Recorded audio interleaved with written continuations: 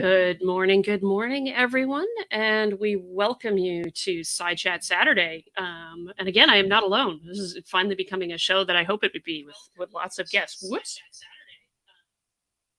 I have one audio thing over here just to monitor the YouTube. So that switch just went off in the background. Sorry. With that happens, you have to like mute it. I've had to do that I sometimes. totally forgot to mute it. Yeah, that was my own problem. It happens. But welcome. This is going to be fun. As we're talking about it, so I'm not alone. I couldn't think of anyone better for today's topic than this, because she and I have gone back and forth on this subject many a time, both privately and on live streams before. Because we're going to be talking about the physics educators, in air quotes with that, because I don't think either of us think they're actually educators in that, and giving them a bit of a roast and a bit. Well, they are educators. The issue is, what is an educator anymore? Well, that is very true. That is very true. The one and only Deb Fillmann, the host of The Reason We Learn, joins us today to talk about some physics. And there are others out there. There are people out there going, thank God.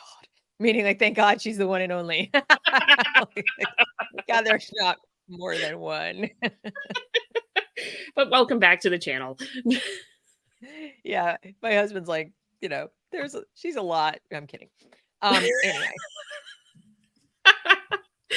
Okay, well that's an interesting way to put it.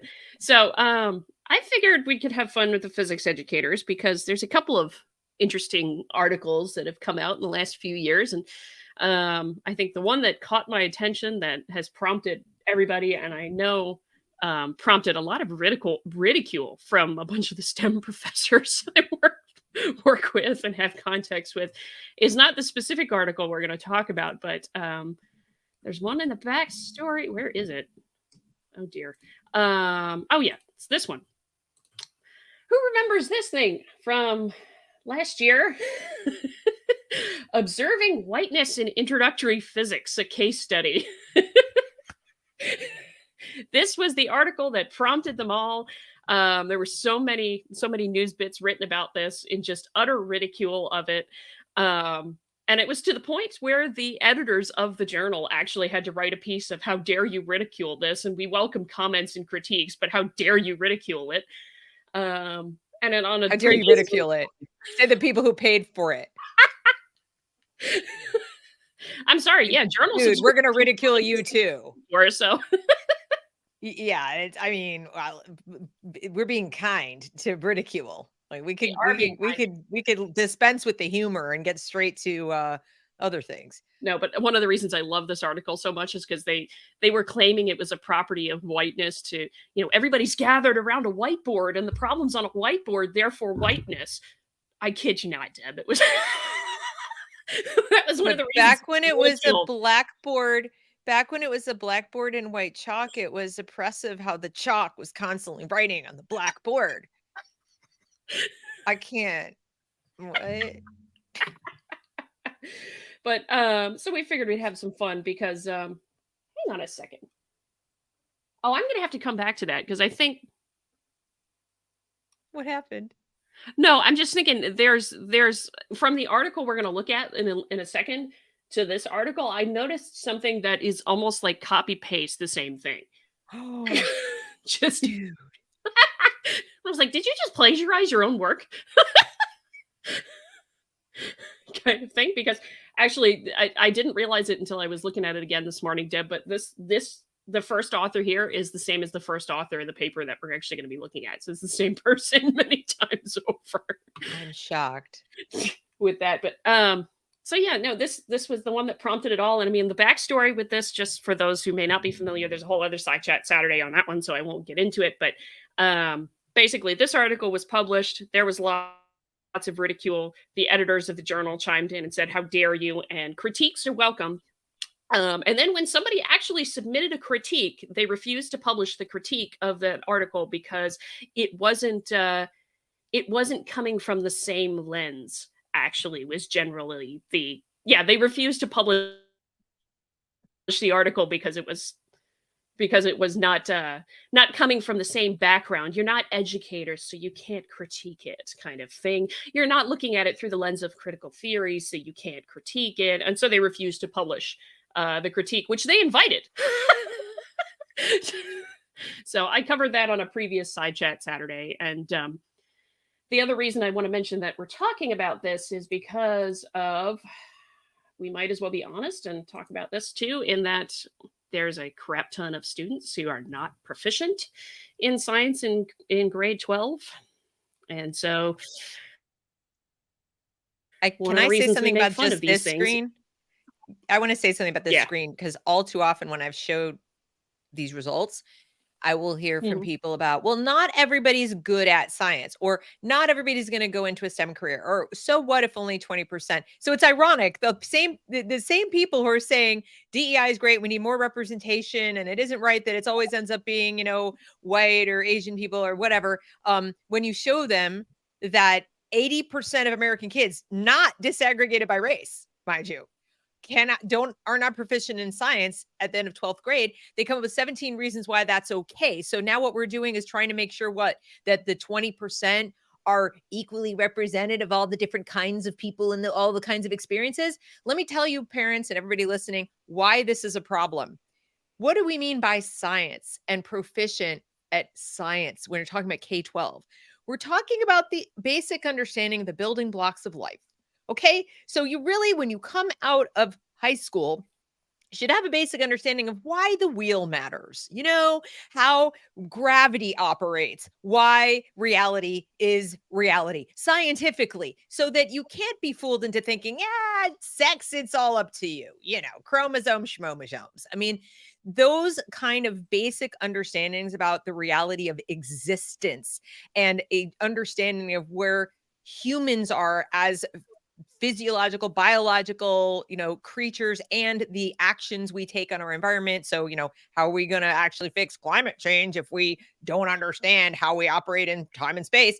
So, understanding science at this basic level, even things like photosynthesis, are pretty key to not being fooled or lied to, or even to just have a basic survival ability in the wild. God forbid there's an EMP and you got to survive.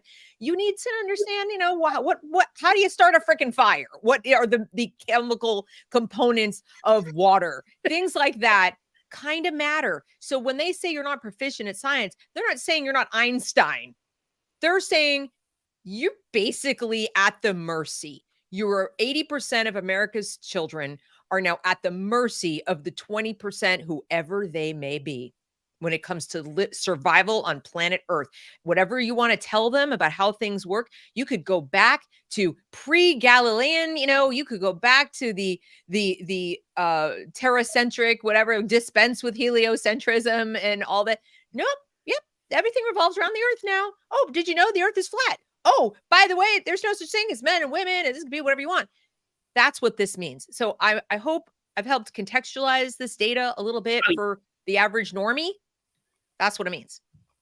exactly. And I mean, that's that's the point that I want to make. And in that, if we're not training kids who have any proficiency in science, I mean, how can you possibly even train the next generation of scientists, those people who actually go on and want to do a science career, want to get into meteorology or hydrology or climate or physics or chemistry or any number of the different, physical sciences and STEM or even the social sciences, which they've got their own problem right now with the ideological bias in social sciences, but that's a whole other problem to get into for another day. So yeah, there is that. And so I do also want to add this. I think Deb and I would both agree that we're not necessarily talking about all physics teachers. We don't think all physics teachers are awful. There are good No. physics teachers out there for sure. But we are talking about the ones who we are talking about the research and the educators who have been causing lots of problems. So, oh goodness, let me see. I'm gonna switch And a word screens. about that really quickly, because Go. people sometimes go, what's the difference between an educator and a teacher? And like, why aren't you playing games with semantics? No, no, I'm not anyway. I'm sure that Adrian isn't. Can't speak for other people, but I did a couple of shows this week, which I would recommend to people. You're going to have to knuckle down and have some stamina. They're kind of long, but if you genuinely want to understand where these things come from, you watch the shows I did with Christine Jones about mental healthism and the mind, the mind field in education.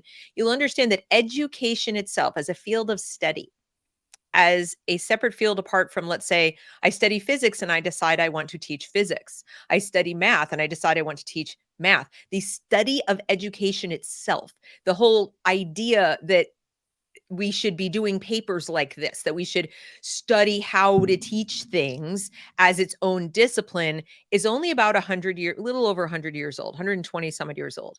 And it was begun by behaviorists. And this is very, very important.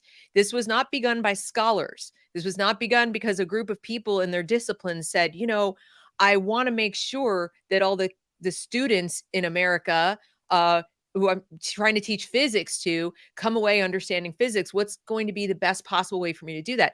Before that, for thousands of years, we actually kind of saw through evidence what worked, how transmitting this information to the next generation would work and not work. And there were many different ways of doing it. And people would be able to individualize those because we didn't have a mass school system that we had to scale to thousands of people. So the idea that now we needed to not only corral people into a single room and scale the teaching and then modify a one size fits all kind of way to make physics stick in their brains or whatever, that's very young.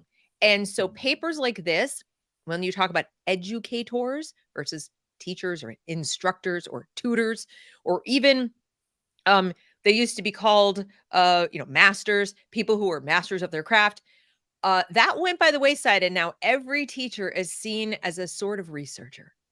Even at the lowly level, you're either carrying out someone's research that because it's been taught to you as a teacher, as an educator, as pedagogy, or even just straight up as theory. And then they tell you right away, like, here's the theory, go do the praxis. You're experimenting on children, in other words.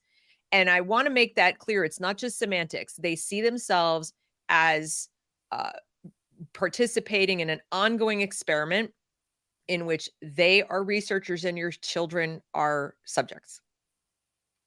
They're constantly trying to hone their research to better achieve their goals, which we can get into at some point. What are their goals, Deb? But we'll talk about that later. Well, and they're not yours. To sum it up, they're not yours, mom and dad. There. Well, and to your point, also, it's an experiment that that is so unofficial, because if it were an actual social science experiment, you'd have to run it through institutional review boards and all this other kind of stuff that actually has safeguard norms to protect children and things like that built in. But that does not happen because this is happening on the fly. It's not an official research project. But there are more controls and there's more oversight over animal research. That is a fact. So when people are doing research on the behavior of animals or how certain things affect animals, they have more controls than what they do. They write a research paper. It then gets turned into a webinar or a program or a training, a PD, professional development training. It gets pushed out into the grad ed schools or even just the plain old teacher colleges or in continuing education that goes direct to practicing teachers. And you parents never know about it. And real scientists don't even know about it. That's how people like Adrian can come across this and be like, what?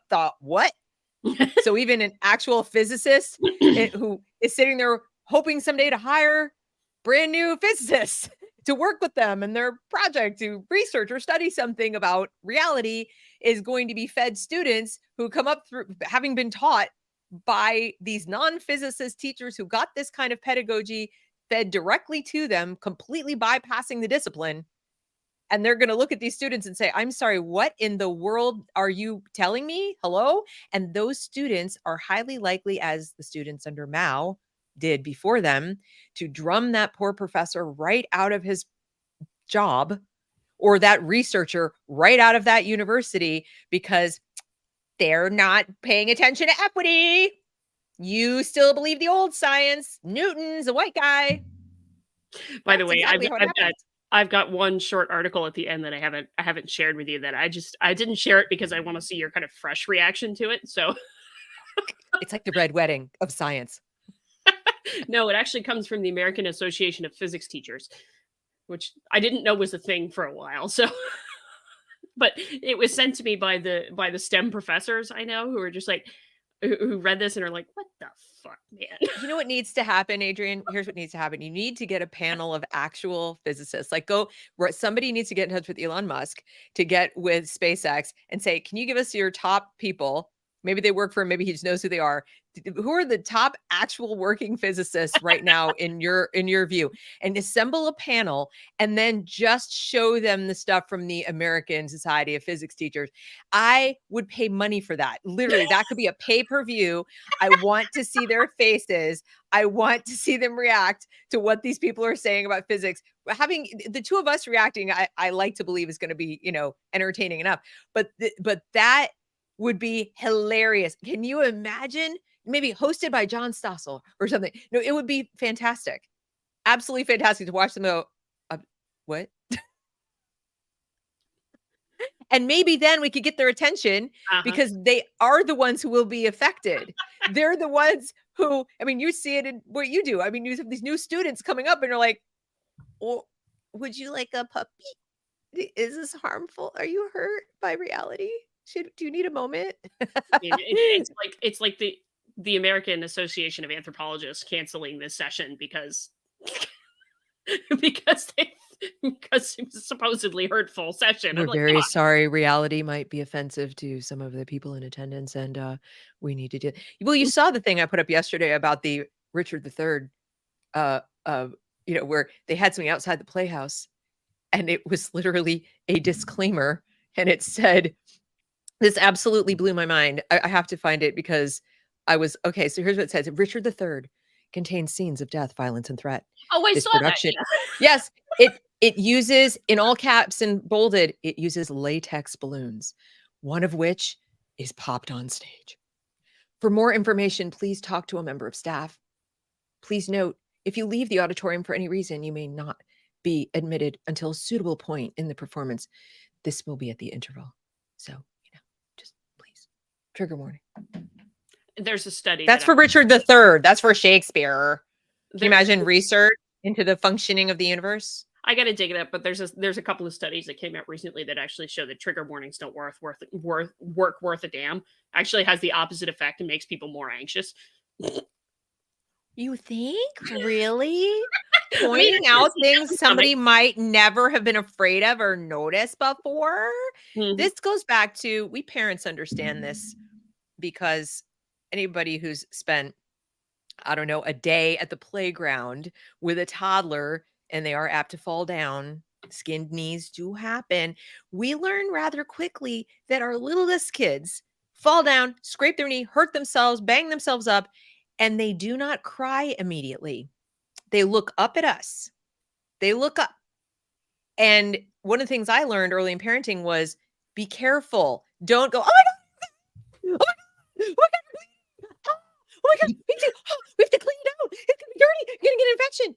They will look at our reaction and mirror it. So of course they're hurt. Of course, hurt is a reality. Of course, they're bleeding. That's also reality. But your perception of pain, we've studied it. There have been scientific studies about perception of pain, changes somewhat. Obviously, break a bone, it sucks. Well, but it does not help. Let's say this: it does not help. It does not alleviate the pain. In fact, it can exacerbate it, and it absolutely amplifies the reaction to any perceptions of pain when other people react that way. So when you put trigger warnings, first of all, now the person's on high alert. When you're on high alert, what happens to your body? Your body, cortisol, fight or flight, lots of it. Stress hormones, we know for a fact, amplify the pain receptor response. So there you go. Because pain is a message telling us, get away, run away. Anyway, yeah, that's a mess. But I would love to see the actual scientists respond. Oh, I mean, they already did, because I don't know if you saw the statement the anthropological societies put out after the whole kerfuffle blew up. That part of their statement said that biological sex is dynamically mutable. Anthropologists. Yes, the anthropologists. So what do you think is going to happen to physics if I have no idea? But I don't know, but I'm still, we need to have enough people. I wore this today for you. We both wore our NASA gear. Sorry, Elon. But you know, here we are. Houston, we have a problem. And what? Houston, we have a problem. Houston, yeah, we definitely, Florida, all of y'all, we have a problem. Cape Canaveral, Kennedy Space Center. And that's just for starters, that if you are sincere about addressing the impact, and I do hate that word, but the effect that human consumption has on planet Earth, you will make zero headway if you are this cavalier with the teaching of reality. Yep. Let me just leave it at that. Yep. So. All right. Well, look, since we've been yabbering on a little bit, let me put this thing up finally. Oh, here it is. Yes. Let's talk about it. Let's chat about it. All right. So, little backstory before we get started. In that, those of you who remember Anna Krylov, who's freaking brilliant, if you're not following her, she's a wonderful scientist and physicist, and grew up in the Soviet Union, so also understands a lot of those kinds of things very, very well. Well, oddly enough, they didn't destroy. They were able to be this horrible communist dictatorship, and yet even they did not reject reality. Even they did not reject reality. At least not scientific reality. They rejected economic reality for sure. Well, I mean, they rejected scientific reality, and it was basically until they realized, oh, wait a second, this thing called physics that we've been demonizing, that could help us get the nuclear bomb. So, fair enough. Fair enough. You are correct. Yes. So, but this article was sent to me by Anna after the chat back in June, and or was it July? I lost. No, it was June. I think it was either June or July. I forget which.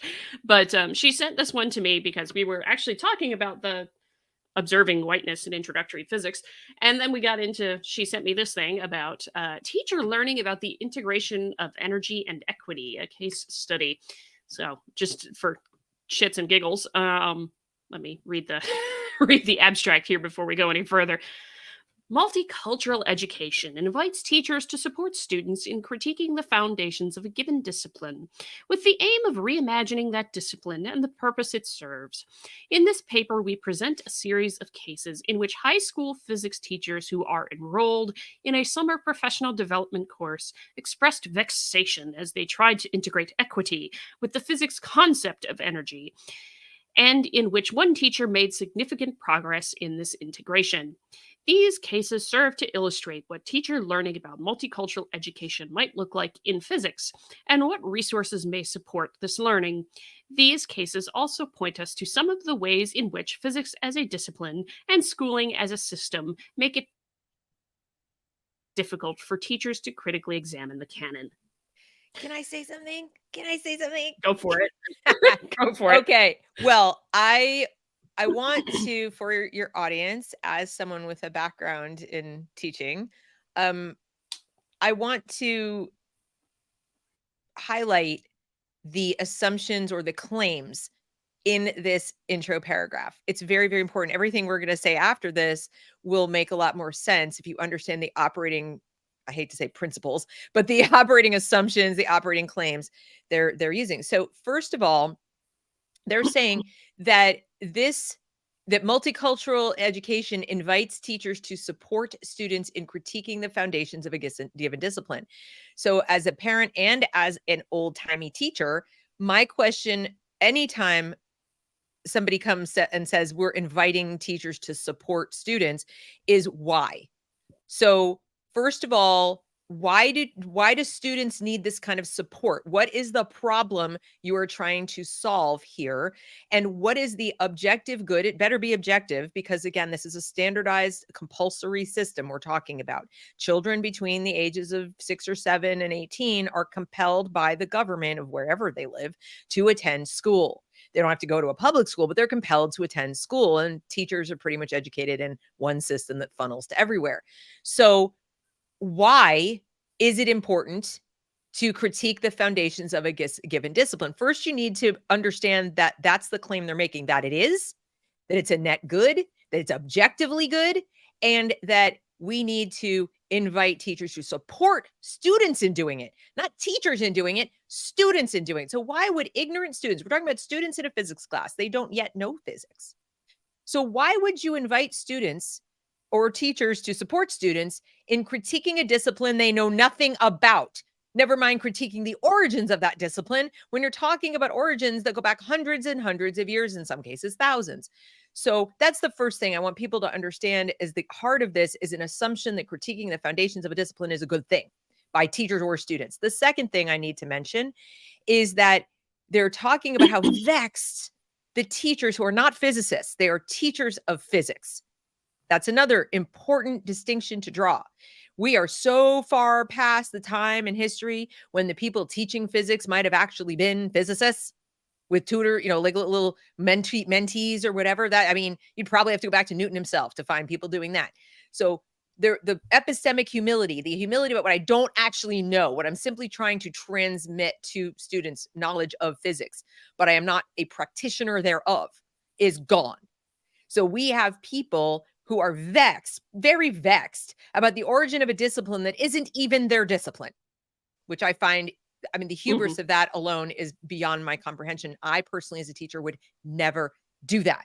Secondly, so then after that, they talk about how they're expressing this vexation in a professional development course. So what we now know is that professional development courses are off the rails, that teachers perceive their role within professional development courses as very entitled to have the canon or disciplines about which they're teaching, or all of the historical knowledge about everything that they have to transmit to their students, adjusted to their comfort, whatever that might be, whether it's making it easier to teach, making it fit the standards they're being held to. So rather than turning around to those in their district who might be saying, you must include equity in everything you teach, DEI has to be in every classroom, rather than having the moral courage and the intellectual capacity or humility to stand up to the DEI director who has expertise in nothing except finding problems that don't exist and manufacturing them, rather than saying, you know what, that's a bridge too far.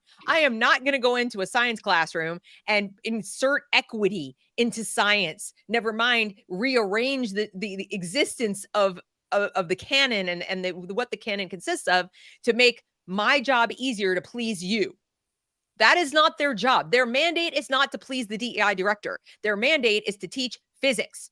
So this is very, very important. And then now they're going so far as to say that there was a teacher who managed to jerry-rig the whole thing and figure out a way to twist it and turn it to meet the needs of the DEI director and their own selfish need to please the DEI director and not get in trouble.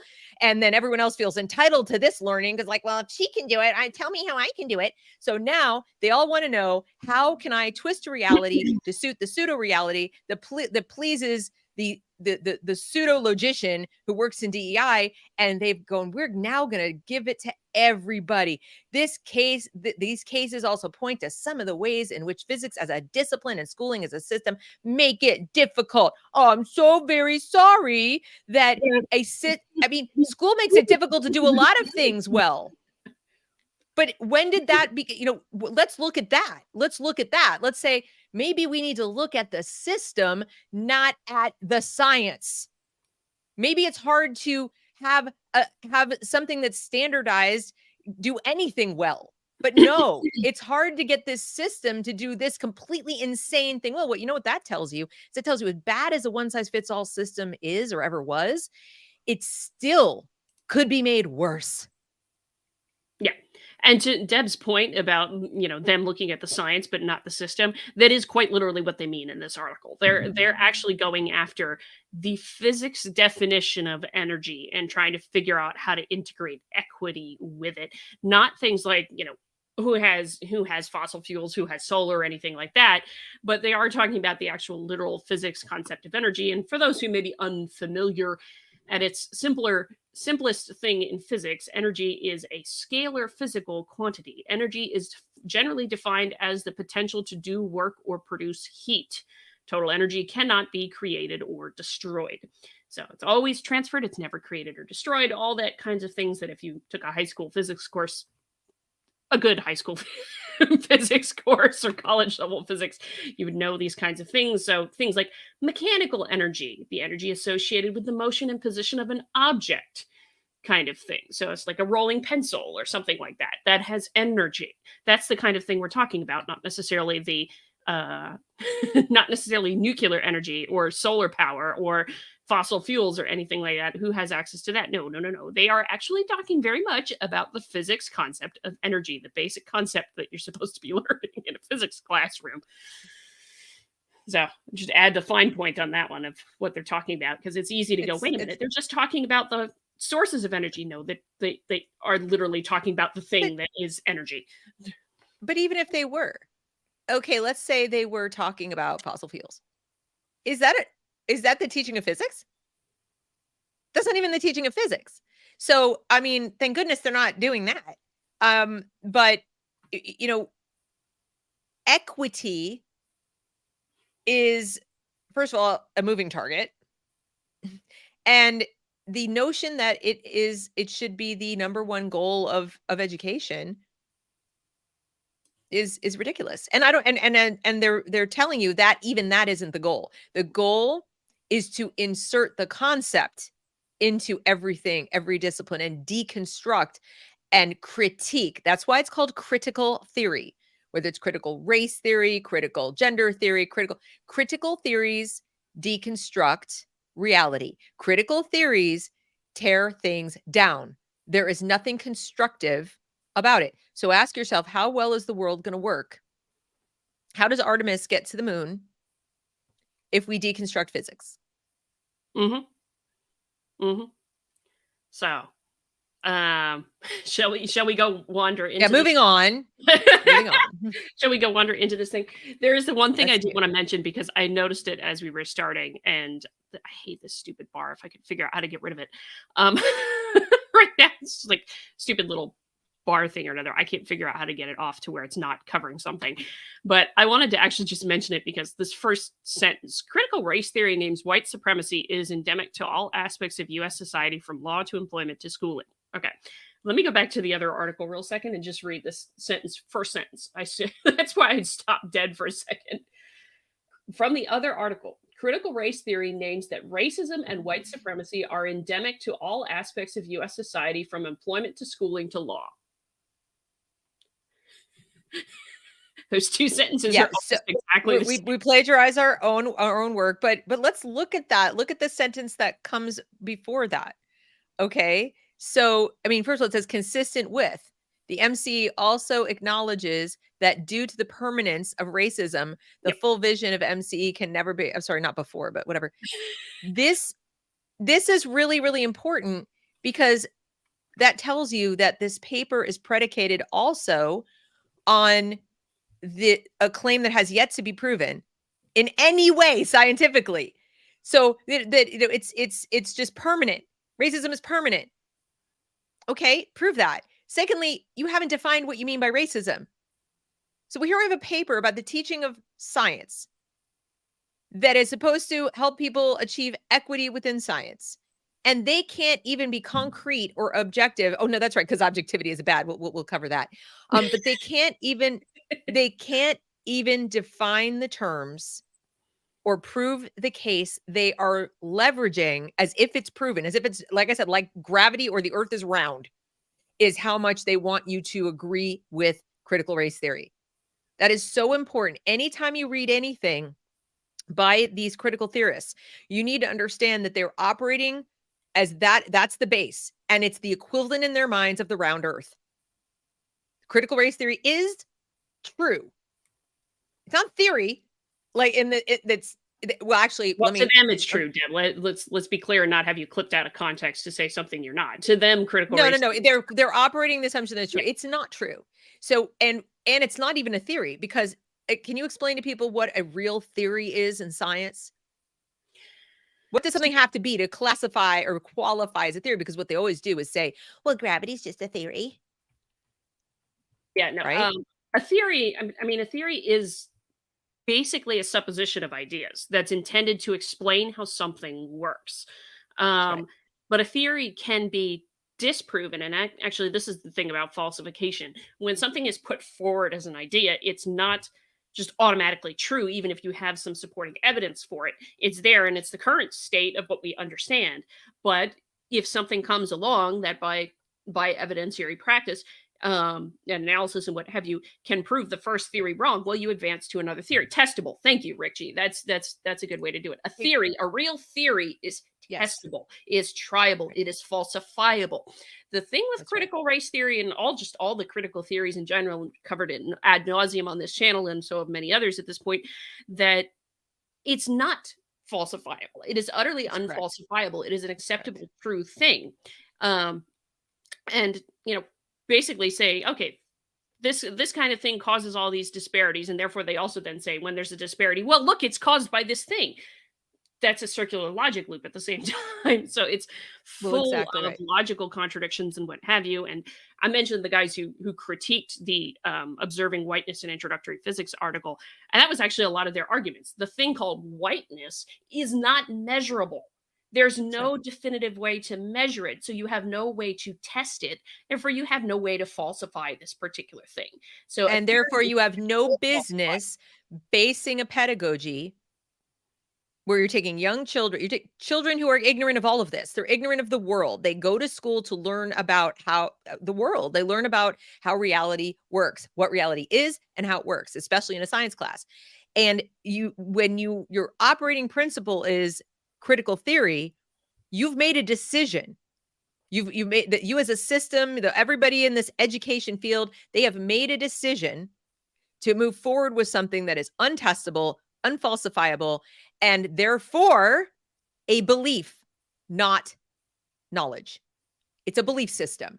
And that is why I keep saying, and James Lindsay keeps saying, we need to start launching these, establishment clause lawsuits, because what they're pushing here is akin to a religious faith. This is not in any way scientific. And if anyone out there listening to me is wondering, how do you're just a former teacher and a mom and you homeschool and maybe you worked in marketing a little while, but like, how do you even know anything about how science is supposed to work and falsifiability and all this? I learned it in school, believe it or not, because back then the teachers still, at least, even though many of them were quite left, they were quite progressive. They hadn't yet gone completely out of their minds and dispensed with belief in reality. So they still at least understood that there's some lines in the sand that you do not cross.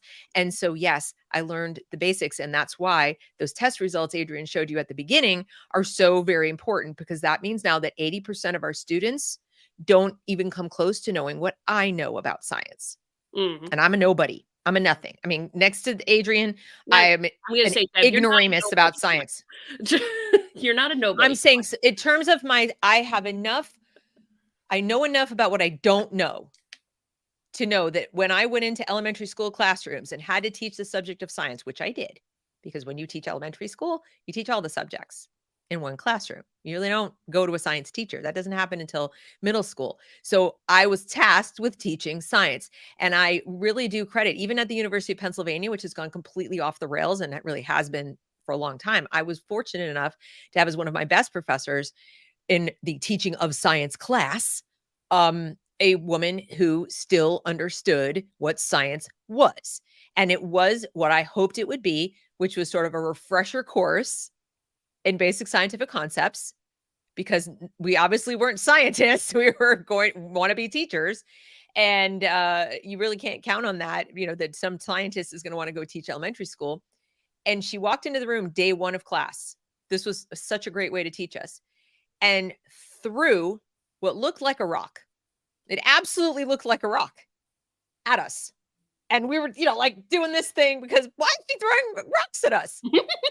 And then everybody very quickly realized it was a styrofoam rock. You've seen those. They're painted. They look so real Totally that if harmless. somebody throws it at you, you think, oh my God, they just threw like a semi boulder at me.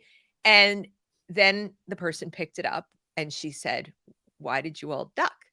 And we began the exercise of examining why we ducked, what senses we used to perceive the thing that she threw at us, et cetera, and so forth. We went all the way back to the beginning of observational reality. Like, this is how we observe. So when you're working with little kids, you need to harness their natural inquisitiveness and curiosity and encourage them to observe and express what they've observed. That involves vocabulary. We have to teach them certain vocabulary and certain processes of observation. And then we learned how to create lesson plans around observing reality. So my first grade class was taught about matter, different properties of matter, by putting different objects in a paper bag so they couldn't see, or a box with a hole in it. And they had to reach in and touch something and just feel it. Then I had them blindfolded. I had them take different objects and describe to their partner what they observed without their sight. And we learned about how important it is and so forth. So that's how I was taught to teach science. This person is going to, why would they do that? Why would they do any of that? They're going to spend all their time talking about the canon and how nothing that you could possibly observe or document or anything could possibly be true because white people wrote it down once. They're the ones who wrote it down. Well, yeah, and we'll get to that for sure before too long. But you're right, because they presume such a thing.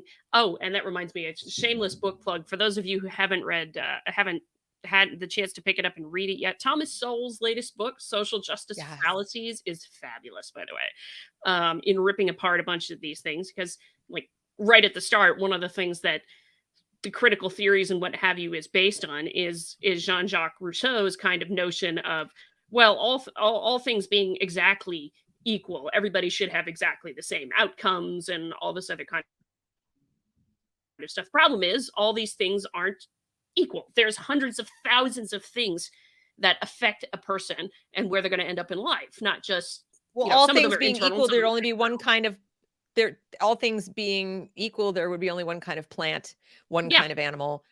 There wouldn't be humans. Why would there be humans? All things being equal, there would have been one form of life on the planet. Let's go all the way back past plants. We wouldn't even have plants. There would be no evolution of life, period. That'd be it. Whatever was there that was, you might classify as life after the Big Bang, that'd be the end of it. Yep. Why have anything else? All righty. Is there anything in particular you wanted to hit? Because I know there's a bunch of stuff that I have highlighted, but I don't know what you have in your notes that you wanted to. No, actually, I mean, when we get to it, I definitely want to talk about the critiquing of the observable, like the specific critiques they made of observable reality, and that the concept that because the people who came up with these laws and rules about energy were white or were a certain thing, that therefore their conclusion. So when we get to that, but no, please, I'll just go forth here's the section right after what you were just talking about that I wanted to mention. Importantly for this paper, MCE, the multicultural education, encourages teachers to support their students in critiquing mainstream academic knowledge as critical race theory has done for the law. More than for the law, but anyway, by situating knowledge in its historical context, considering whom mainstream knowledge serves and what purpose it advances, and dreaming about how academic disciplines might be transformed for libertarian purposes.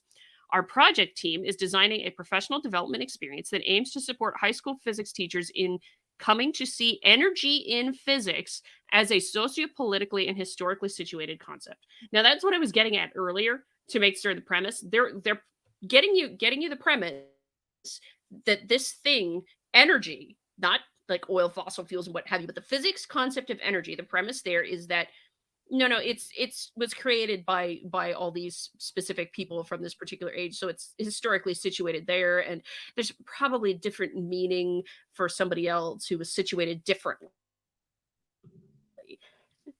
Am I about right in what I'm thinking, or is that just... No, that's exactly what it says. And the word I want people to pay attention to is situated. It's a tricksy little word they love to use because it enables them to bridge things that have no relationship to each other so that you believe they do. So when I can say that because these things were situated in, whiteness or whatever, therefore they lack credibility, or we have to question and critique them. It assumes so many things. It assumes that human beings experience the world differently purely because of their skin color. Now, can you think of something more racist than that?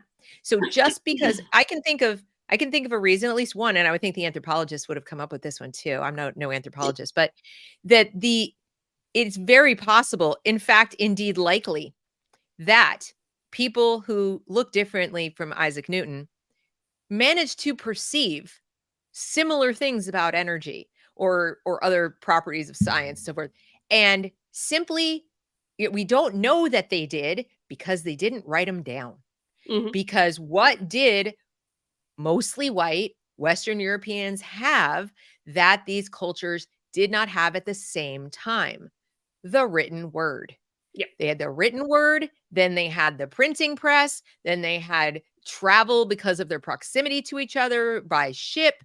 There were many, many, many reasons that the human beings, I'm gonna use their word, situated in a certain part of the world or planet, managed to dominate in the documentation of these laws and these rules. Well, first of all, there's also the component of IQ, which we know has some hereditary component, which we also know is somewhat advanced by your reproductive strategy, your diet, longevity, a whole host of other survival skills, so that the more physically taxed, according to the Darwinians, the human was, the more strategy they had to employ in terms of evolution to evolve. I'm not even going to go all the way down that path, but you get what I'm saying.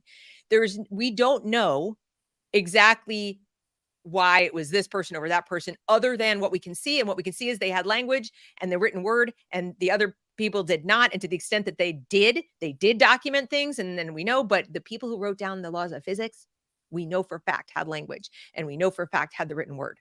Mhm. But to presume And and and that, to say go it, I ahead. mean, people wanna say, and to add to your point about that, Deb, is that people have wanted to say that, science is just this thing of Westernism and it was all created. Right. And admittedly, yes, to your point, modern science was formulated by a lot of folks from Europe, essentially. But where did they get all of that from? They actually That's didn't right. really build upon nothing.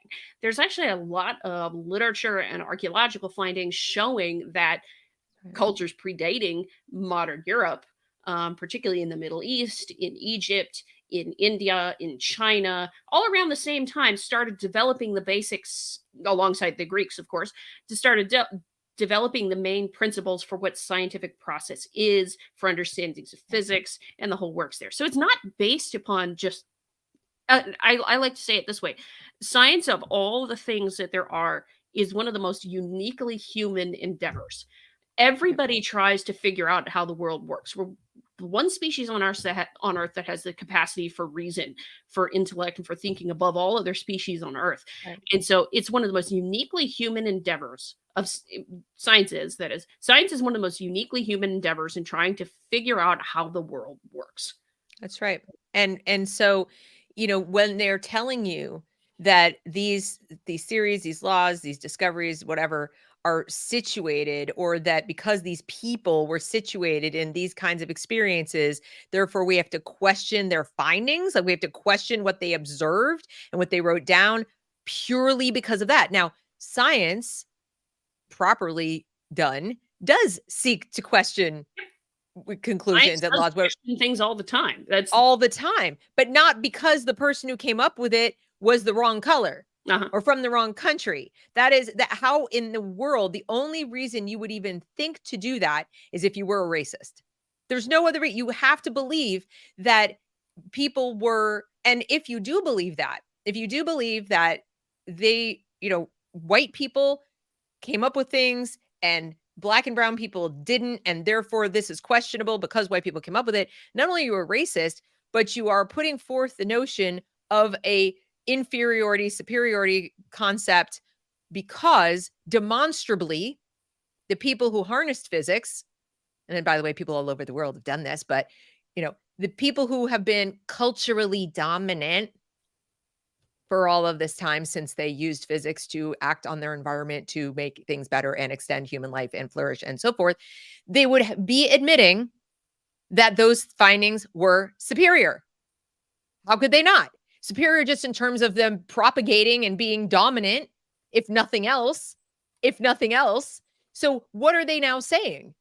Like, what the underlying racism in this is ridiculous. These findings belong to everyone, and to your point, they originated in other places. They just got documented and tested and so forth. So the people writing this not only are reflecting their complete ignorance about the history of physics, about the laws of physics, about the way human beings function, about the biology of human beings and intellect. There's mountains of ignorance that they have to put on top of this, and then they are also racist in their beliefs. They have to be.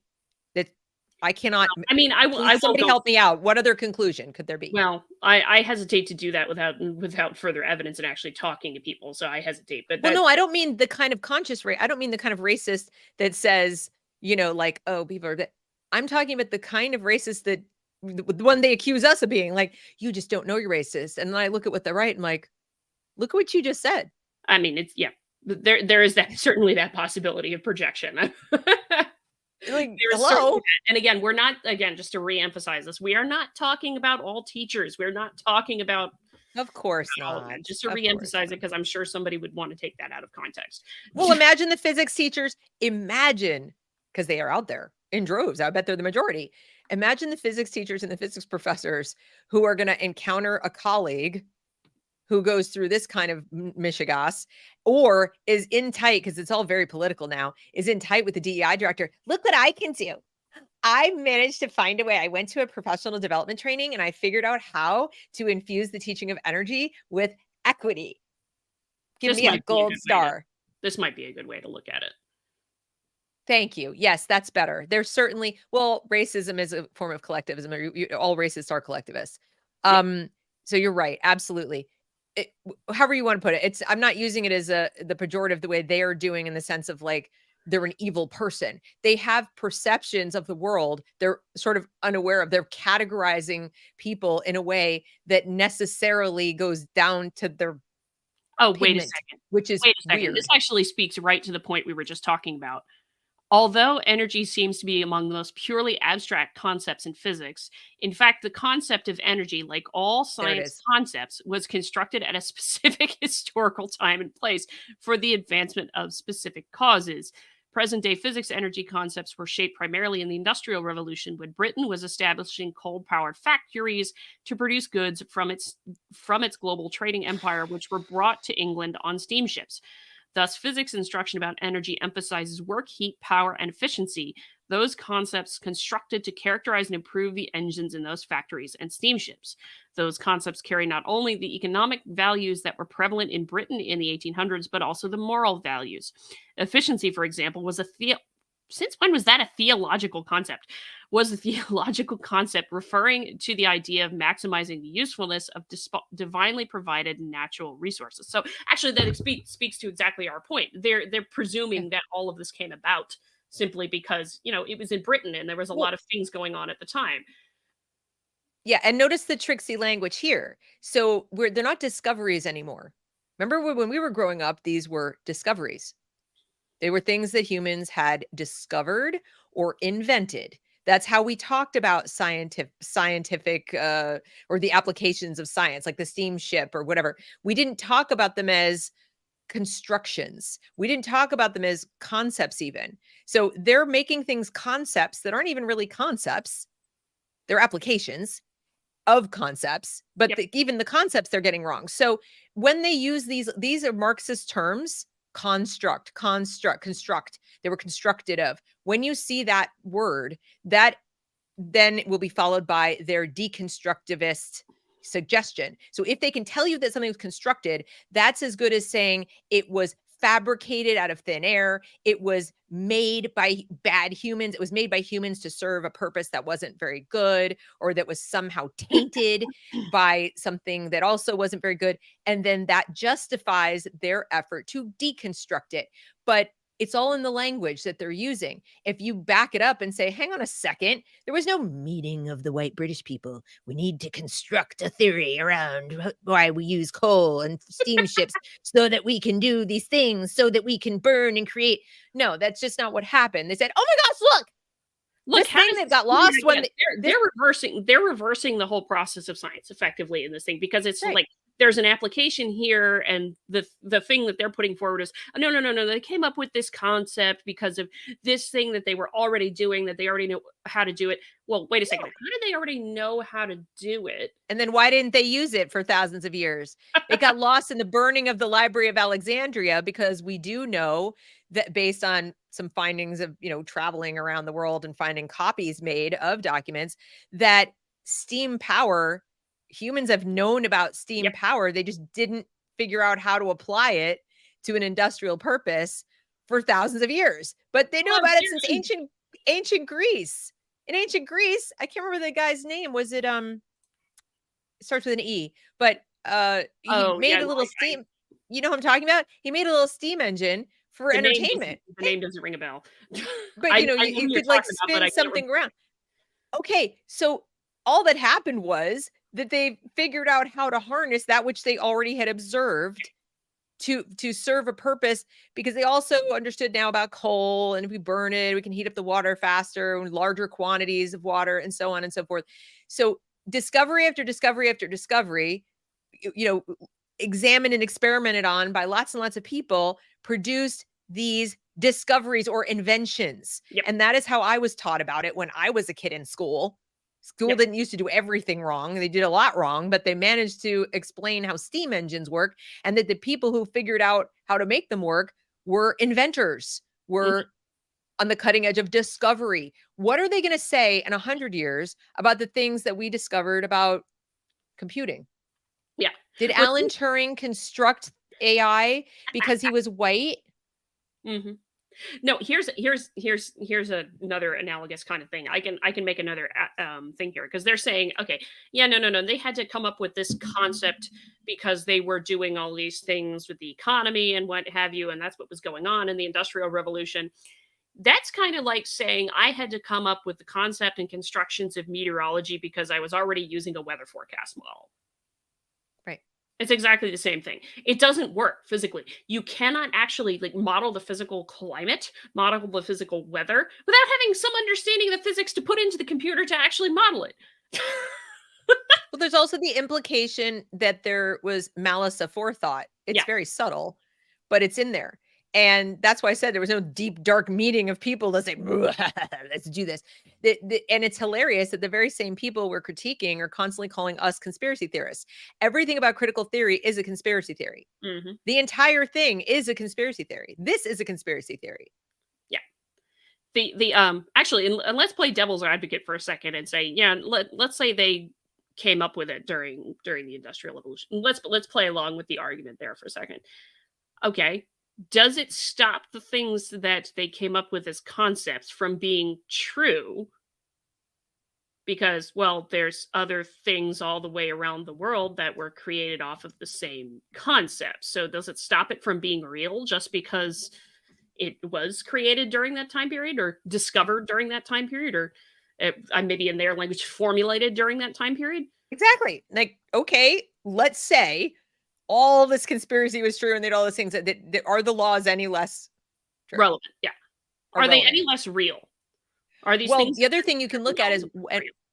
and what happened when the people who are situated in cultures that are not white and European applied these same rules. What happened to their societies? When they were left to, apply them to themselves and use wheels and steam engines and, and so forth. Like, if you want to critique the physical dominance of people who are scientifically superior, that they use that to oppress, I'll join you. We know that did happen. That's a social science conversation, though. That's not Yep. a science conversation. So how human beings have employed superior technology to oppress people with inferior technology is a completely separate study. Mhm. Yeah, And and I one mean, that we this is a good point. We're none of us are denying that bad shit happens in history. of course not. Of course not. But when those people left and decolonized those physical spaces and countries, India kicks the British out, and certain parts of Africa kick the British and the French and the Dutch out, and so forth. But they didn't get rid of the use of technology, did they? Didn't say, take your stupid technology with you, you horrible people with your situated whiteness, steam travel or whatever. Like, they didn't say that, did they?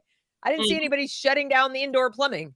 I didn't see anybody saying, let's not use engines and physics to our best advantage. People in those countries didn't say, burn all the science textbooks. I mean, I shouldn't say that. There were some countries that actually did do that. They're called Afghanistan. Well, yeah, but there anyway, were countries.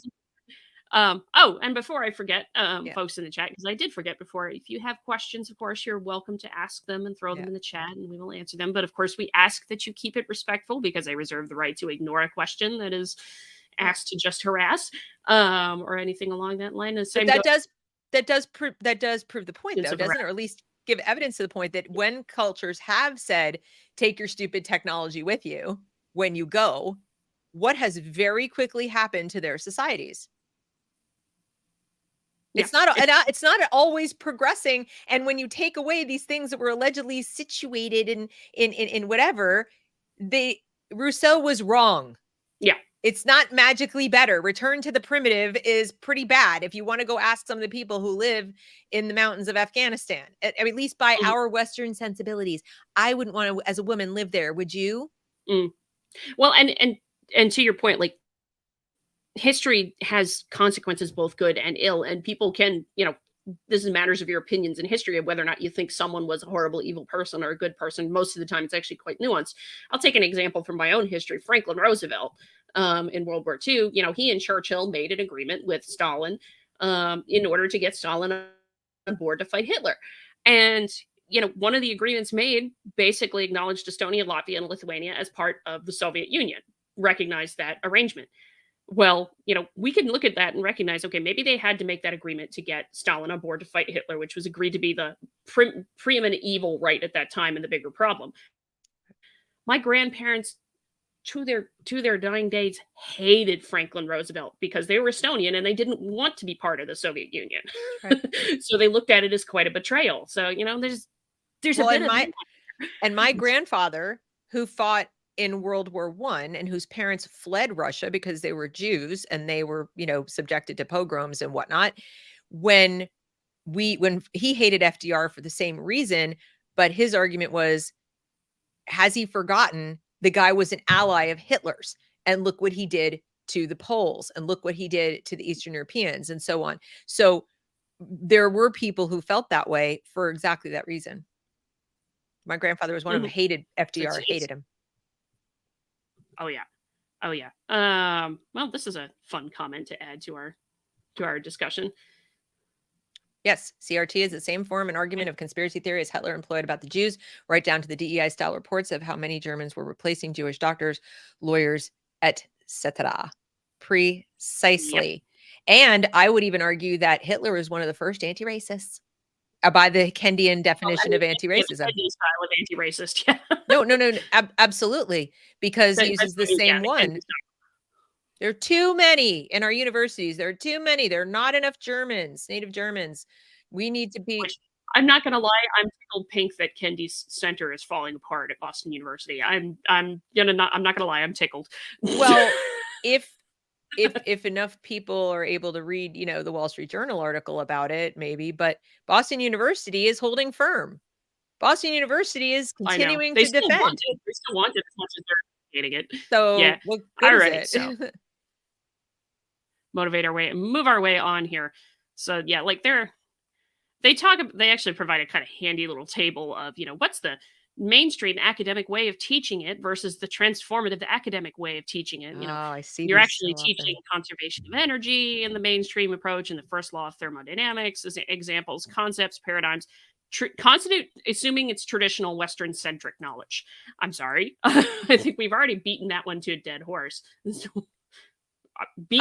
to a dead horse. I don't think that was quite the phrase I was looking for, but anyway.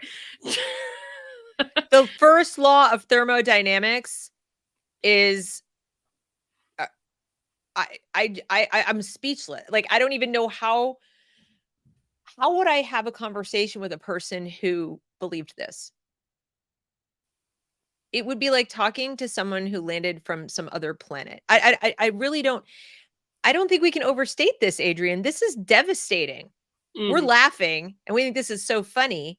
But when you understand, first of all, the typically low level of academic achievement and background knowledge of the typical teacher. In other words, teacher college or teacher education program graduate right now. These are not the top of the, cream of the crop in any measurable way. Oh, hold on. And Let me ask a question of the audience because I'm curious to see how many of them know. yeah, Don't Google it, but tell me in the chat, what's the first law of thermodynamics? I'll be curious to see if everybody knows. Go ahead, Deb. We can wait. So when you take that into account, so they won't have the background knowledge to question this, and then add to that, we now know 80% of people graduating today, if they go straight to teacher college, won't have the background knowledge. They graduated, they have a high school diploma. That means some college somewhere is probably going to admit them, and teacher colleges are known for being not very choosy. So they'll go, they can come out and be teachers regardless of what those test scores were, because we're not failing people or denying them graduation just because they have those scores. They will now become the person sitting for this, and they will have no way to challenge it. They've come up in a system that told them all of this is true, all of this is factual. They neither know nor have the capability to refute it. And even if they were inclined, today's teachers who are my age, let's say in their 50s, who were taught better, or at least semi-rationally, then they find they might be the only person in the room, or one of two or three. They're looking around. They have a strong sense of consensus. In many cases, it's a false consensus, but it's a false consensus only in terms of people who really dig and believe it. The vast majority of people just don't know enough to refute it. And that's good enough. That might as well be consensus. So the people who do know enough are in the minority. Their jobs are at risk because the person with the most power right now in any school district is the DEI director. Yeah. Absolutely more powerful than the superintendent, because that person is like a commissar, the equity commissar, who all they have to do is raise a flag, a little rainbow flag, a little progress flag, and say, problem teacher, no, racism, no, you're not doing it right. And every science teacher in America knows this now. Yep. By the way, Justice, good to hear from you again. Justice! And you are correct. Yes, the first law of thermodynamics is the law of conservation of energy, that energy is neither created nor destroyed.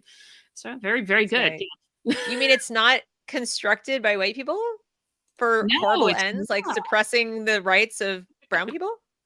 But yeah, steam engines? But yeah, that is the point. I think this table actually lays out the difference between the two pretty well, surprisingly enough, and that, this is about actually how you probably should be teaching the mainstream academic situating energy in its socio-historical context, and understanding ways that this context shaped the substance of the concept. Again, we have to repeat, it's not that the history shaped the application of the concept, but the substance of the concept. Massive difference.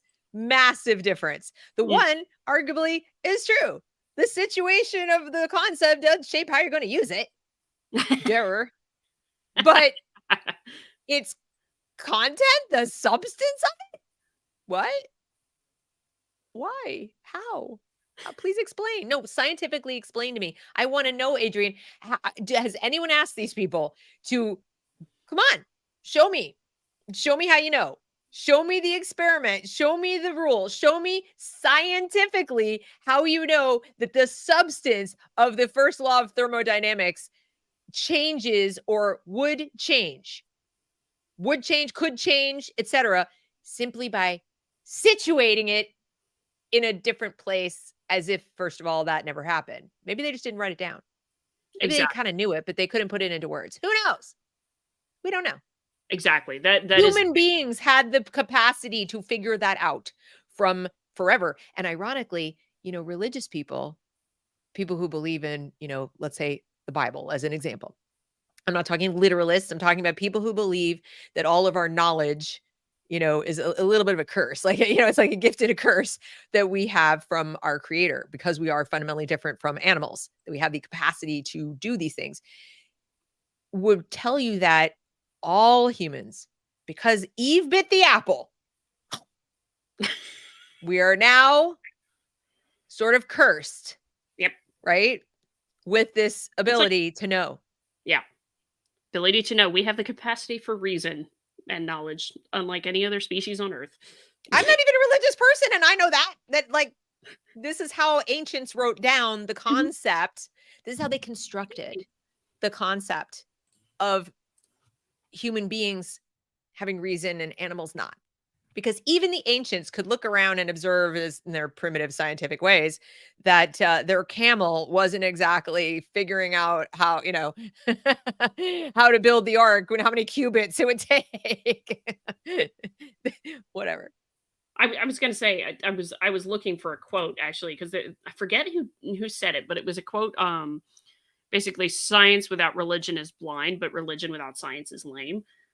Basically, it's like you need one to support the other. Essentially, you need not just a religion necessarily, but some kind of moral compass because science itself doesn't provide that. It's a pursuit for the truth. So, well, let me modify it slightly for fellow sort of agnostics and atheists and so forth, because I think there's a core truth in that, that a reality-based or reason-based religion, let's say. And I know that it's very fashionable right now to say that Judeo-Christian philosophy is not reality-based or reason-based, and that is actually false.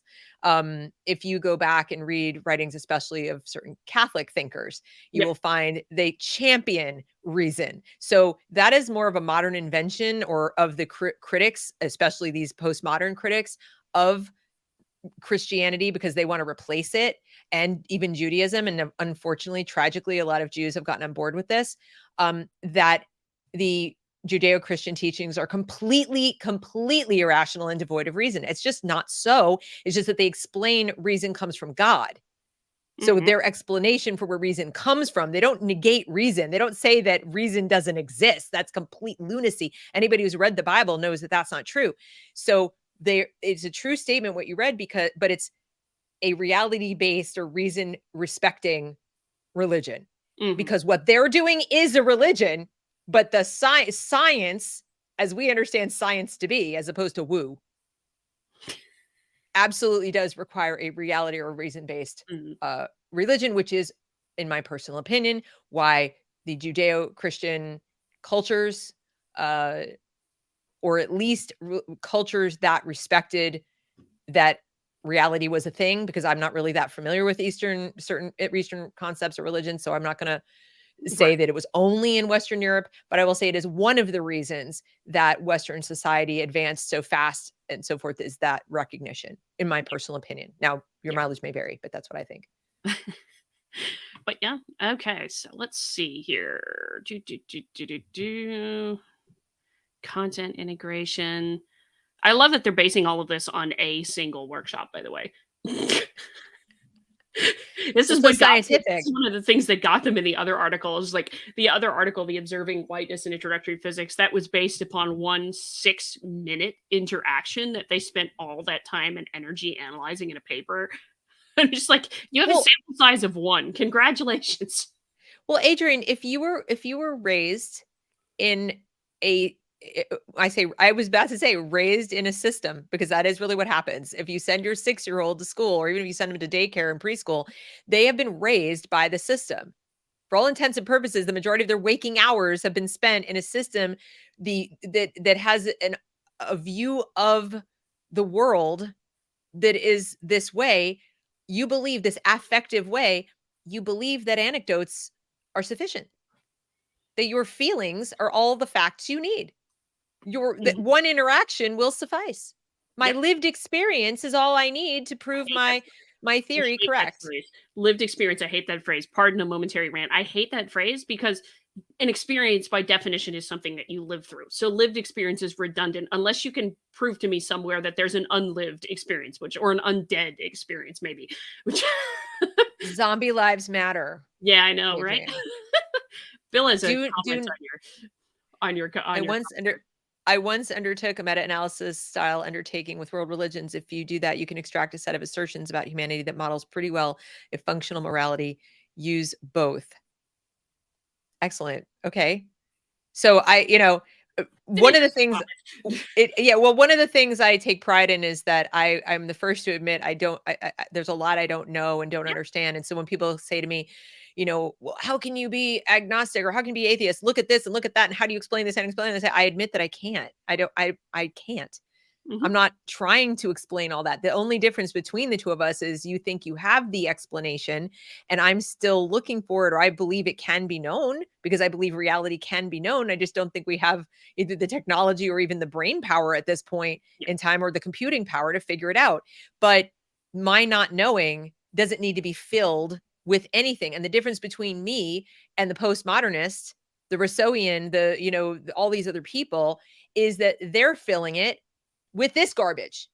So they're filling it with, social construction. They're filling it with, evil, bad intentions and whatever. They're filling it with their own little gnosis.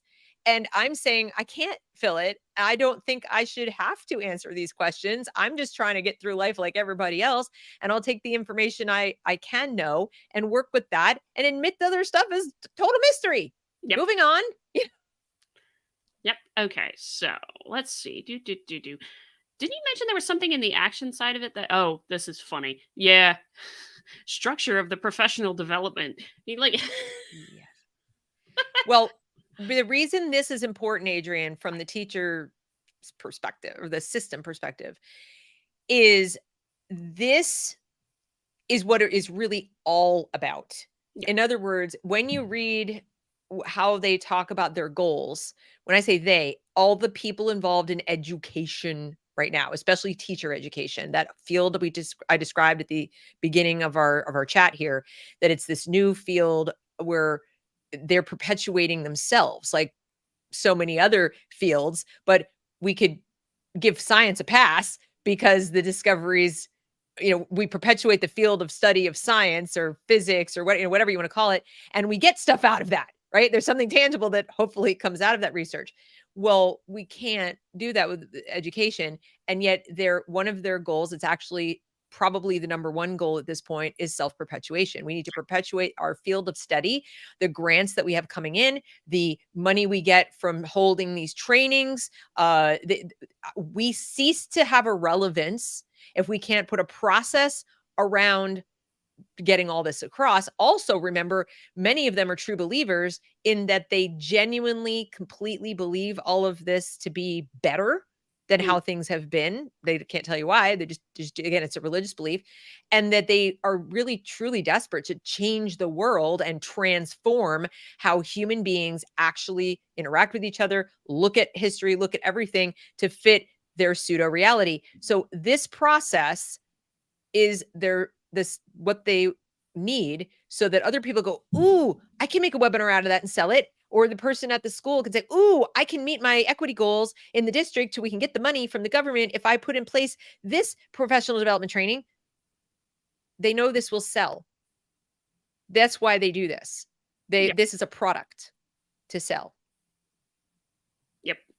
That it definitely is. Although, at this juncture, I'll actually remind folks that professional side of what I do is actually climate science, which in which there is a tremendous amount of physics. So that's one of the reasons I'm interested in this, is because who am I going to have as students working under me at some point, and what are they actually going to understand about physics when they're trying to do stuff about climate? And what are they going to do Which to you? is What are they going to do to you? what now? I know. What are they going to do to you if they're in a position to evaluate you? Hmm. Hmm. Thankfully, I am not a teaching professor. I'm a research scientist. I just might have students working under me at some point. That could be just as bad. Oh yeah. We've seen it Oh before. yeah. We've seen it This we've seen it in history. What happened, do you think, to scientists in Nazi Germany? And I'm not talking about the Jewish ones. We know what happened to the Jewish ones. Gone. No, I Now, mean, a lot of them, if they didn't follow along with the Nazis, and the same thing happened with under Stalin, the USSR, well, you were kind of dead.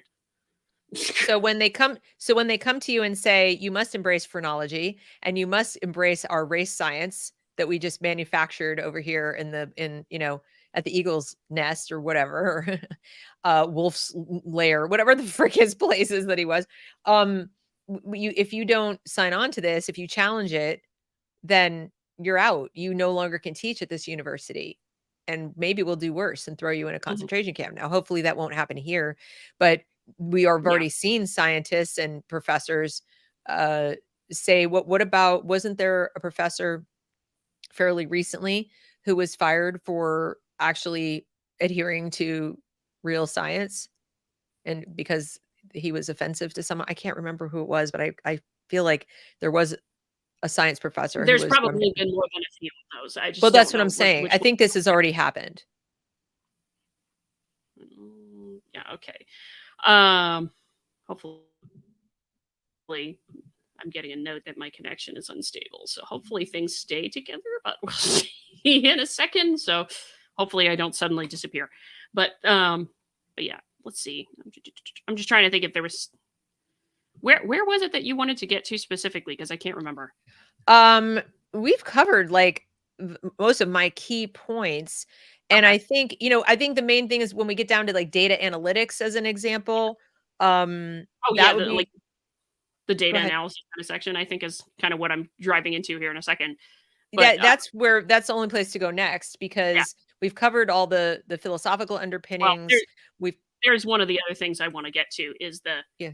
question here that they have at the end of their professional development. Is physics objective or subjective? Yes. That whole thing back there again. We'll get to that in a bit because there's a good discussion of that later that I want to Yeah.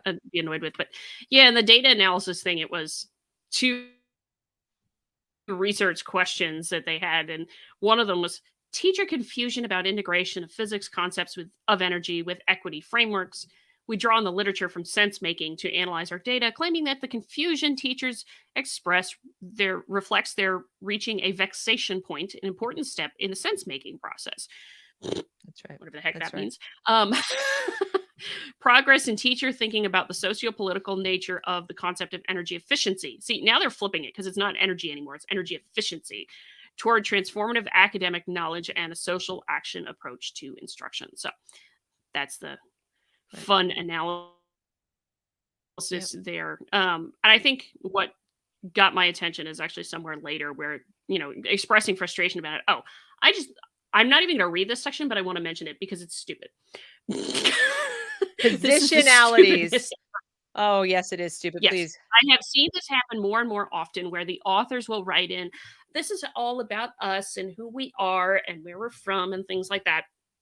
Straight up violation of universality, actually, the universalism principle of science. It doesn't freaking matter what your background is in the slightest. If you're thinking the background matters, you're going in the direction that Deb is thinking about, that somehow you think differently just because you're of XYZ kind of thing. No, I never read the positionalities for that reason. So I highlight that it's there. And if you really want to, you can go back and look at it. That's Because right. as always, I link these things and provide them for people. But I will not, because it's absolutely violates one of the key principles of science. Oh yeah, here we go. This is actually what I wanted to mention because I think there's probably a reason why people get vexed in here, and that has to do with the notion of, well, maybe there is actually no relationship between energy and equity. Maybe. It's Maybe like there what we isn't. noticed is that teachers engaged with these questions, as teachers engaged with these questions, they often express confusion or vexation, particularly in relation to canonical energy definitions and representations. And their conversations often moved in a direction of connecting equity to curricular examples, energy resources, distribution of energy, or the representation of women and people of color in physics or science. Right. Which again, they are trying to connect this with um, they're trying to connect this with the actual physics concept of energy, and there's a reason it doesn't work. Exactly. We kind of already Exactly. hit it. There's a reason it doesn't work, and that's what they're struggling with. Is they can probably recognize, though maybe they can't name it because of the education system that they came up with was so damn poor to begin with, that you actually need to discover and figure out the concept before you can get the application of the concept, and it's still going to be true regardless of where it's applied in the world and what Right. situation it's in. Well, what you're basically saying here is what I was alluding to at the start, that the existence of a field called education creates the incentive for education researchers like this person who wrote this paper, or educators who teach, the people who teach the teachers. It creates an incentive for them to address every vexation of a teacher as a problem to be solved, a legitimate problem to be solved, instead of looking at it and saying, whoa, where did we go wrong that the teachers are vexed? Where did we go wrong that they perceive this as a problem? Let's back this up all the way to the DEI office and say, hold the phone. No, you cannot insert equity into physics. The end. That should have been what they did. But instead, why would they do that? If there's money, grant money to be had, or, notoriety to be gained, or let's hope they're not, but they might be true believers. They might actually believe the gobbledygook they just spewed. Mm-hmm. But no matter how you slice it, whether their motives are cynical, publish or perish, or not, it's extraordinarily detrimental to all fields of study, because now we have a standard in our universities for research papers that get accepted. This garbage. Let's see. Oh yeah, we'll get to this, but I'll bring it up here. They object to objective physics and other hard sciences because they can be independently verified. Thus, That's the push right. to convert it into a complex gobbledygook is to prevent us from knowing truth. Indeed. It's Bingo. very much so. It is very much so. And I've That's said this right. before, and I reduce it this way: postmodernists, the colloquial woke, is about power. They don't give a damn about what the truth is. So if they can No. pervert it, that's totally fine. But that presupposes they know what truth is. So that's why I Mhm. say we have reached that point. The Overton window has been pushed so far for so long that it is actually wrong to believe that the majority of teachers buying into this, teaching this, reading this, etc., are on board with the let's prevent them knowing truth thing. Although that is true. There are people who know it, and there are people who doing it. But I would say we're at the point where the vast majority don't know what truth is. They wouldn't know it if truth hit them over the head, and they've been so well programmed with the responses. You can tell their eyes kind of glaze, and they throw talking points at you when you come at them and ask them questions like, how do you know?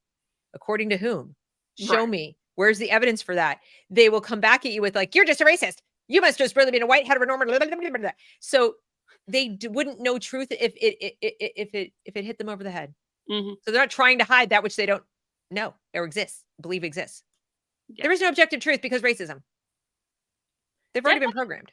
Have you ever had this happen on a stream before? Because that comment that I just put up, it actually isn't in the YouTube chat, but somehow it showed up in the StreamYard chat. That's fascinating. No. I'm just curious if you've ever had that happen, because I just noticed The that. only time I've had that happen is because there is a slight delay from the YouTube chat to the StreamYard chat, and sometimes the person will either delete their comment or YouTube will delete their comment, or something will happen to their comment on the YouTube side, but StreamYard captured it.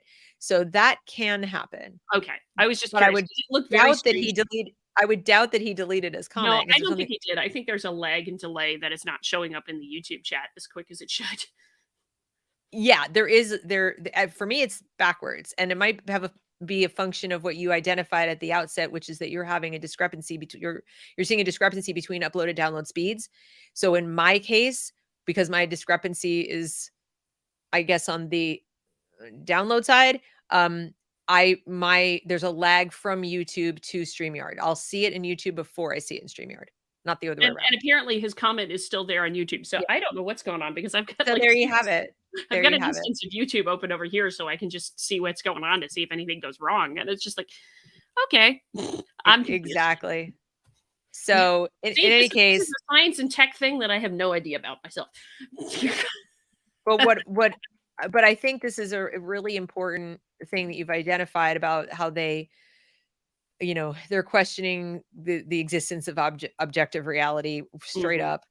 And to your commenter's point, um, there are people who want that view perpetuated, that if we really wanted to break it down to its component parts and then prioritize the goals of like how they want to change people's perception and in order in terms of those component parts, that would probably be number one.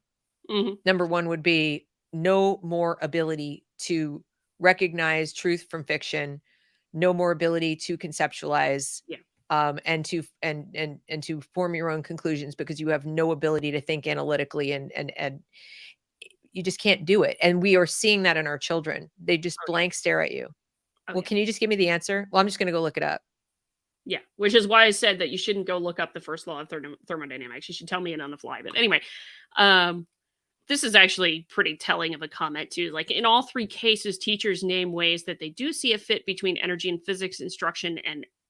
physics instruction and equity in integrating popular knowledge about energy with equity or in changing the curriculum to highlight the contributions of marginalized groups. They also express dissatisfaction, feeling that there should be a way to integrate equity and school knowledge about equity. So why should there be a way? Exactly. Exactly. This is exactly what I want people to start doing.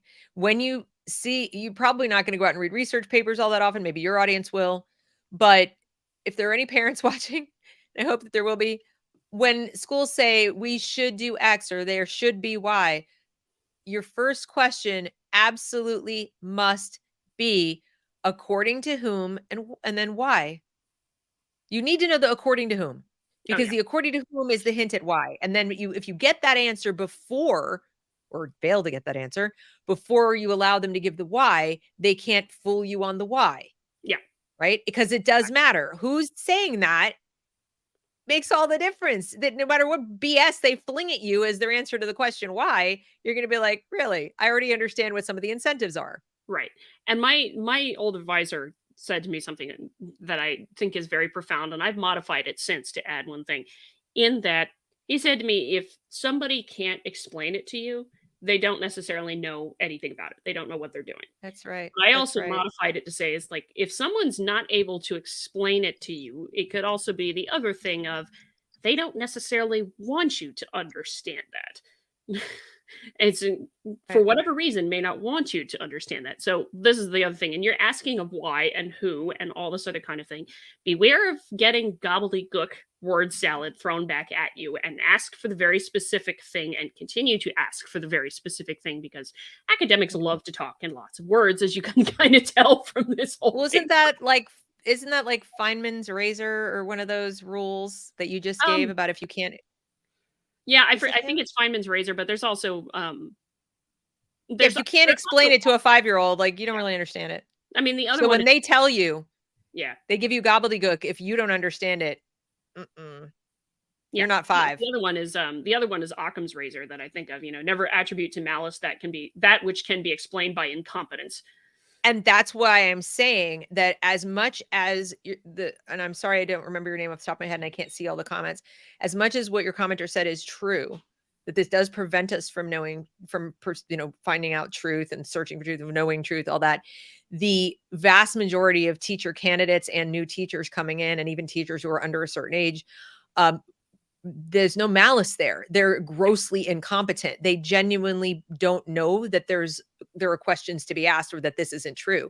So they don't even know that the pursuit of truth is the point of education. Mhm. They think Or in science liberation too. is Yeah, the point of education. I but can't stress that enough. When people come to me and say, "Why is this happening? Why is this happening to our schools?" Well, it's happening because you think schools are for A and they think schools are for B. And until you understand that fundamental fact that you're working on a completely different project, what you call education is not anything at all similar to what they're calling education. And you got to get that through your heads, parents. And even some teachers, there are teachers within the system going, "What's going on?" And like, you're well, engaged in and something or I also hope to be say engaged in this something they don't goes want to. also for the STEM professors who are now I've lost track of the number of times I've heard I'm having to teach remedial science, I'm having to teach remedial math, I'm having to teach all these different things. Well, that's because that's not the focus, it seems, of K through 12 Not it education seems, right now. it is now declared. Yeah. They have, remember for a while it was, there's no CRT in the schools. And then it was, well, there is, but it's a good thing. And then now there's not enough. We need to Yeah. put more. Yeah. And we are at the same point now when it comes to admitting that the purpose of school is not for the transmission of knowledge or the pursuit of truth. The Yeah. purpose of education, never mind school, Yeah. the whole purpose of education, all the way up through graduate school. Yeah. Actually, this comment raises the point quite nicely. Listening to the nonsense inside this publication is disturbing. Sad these people want to pervert science with such garbage. Oh, you have no idea. We're about to get into the meat that I've been saving with the whole discussion of why objectivity isn't real. Kind of thing, and what we were hinting at throughout this thing. There's actually a whole section right here that I've highlighted that is just to that point. But you are correct. It is pretty dang sad and disturbing, and part of the reason to roast and mock some of these roast and mock some of these things is also to point out that it needs to not be the focus in K through 12. So this is actually what I want to talk about, because they get into this whole thing about objectivity. The difficulty of constructing transformative academic knowledge and enacting the transformative and social action approaches to content integration may be even more pronounced in physics, which is often storied as objective, neutral, and value free. In fact, it is on the basis of its objectivity, neutrality, and acculturality that physics considers itself epistemically superior. Gross-Fugel argues that though the canon is, quote, based on the knowledge produced by a few men from 5 countries, and thus is, quote, based on the social historical experiences and sensibilities as well as the worldviews of particular spaces and bodies, the situatedness and cultural specificity of the canon is, quote, disguised under a discourse about universality. Gross-Fugel argues that this disguise is made possible in part by Cartesian thought, I think, therefore I am, or the notion that the mind can be undetermined, unconditioned by the body, and thus can produce a God's eye view of the world through careful thought. Cartesian epistemology produces a subject object split where objectivity is understood as neutrality, and a body can produce unbiased knowledge unconditioned by its body or space location. To question the physics canon, then, is to situate. Strike that. To question a physics canon, then, to situate physics content in bodies, times, and places, and to critique the role it has played in power relations, is not only to challenge hundreds of years of westernized thought, but also to challenge the basis on which physics considers itself epistemically superior. This is less true of popular knowledge, which, though deeply entangled with the canon, is often framed by physicists as applications of physics knowledge and not physics itself. So, Okay, so much I need to say here. Okay, this um so first of all, the word transformative or transformation is a Marxist word. Just understand when you see that, it means quite literally what it's saying. They do not want reality to continue to be what it is. They want to transform everything right down to your thoughts and feelings. So that they can rearrange the power structure in the world and, of course, naturally put themselves on top. And anyway, when I say themselves, people who believe this garbage. Then this notion of a God's eye view, I am positive, as I said to Adrian before we jumped on here, that the people who originally that we think of as the canonical sort of founders or discoverers or whatever of some of these laws, people who documented it at the very least, I am as sure as a person can be that they did not believe they had a God's eye view of the world. If anything, I'm pretty sure that several of them expounded at length on the fact that it humbled them and made them think they were quite a bit lesser than any kind of God. And there was a whole lot more they didn't know, a whole lot more they didn't know. I'm actually quite positive Einstein said something to that effect. Then you have the part about bodies. Notice the word body, bodies, how they are intent on creating a both a mind-body connection and a mind-body separation at the same time. It's a contradiction, a paradox, even, if you will, that you cannot possibly separate your thoughts from your physical body and experiences, that it's just impossible to do.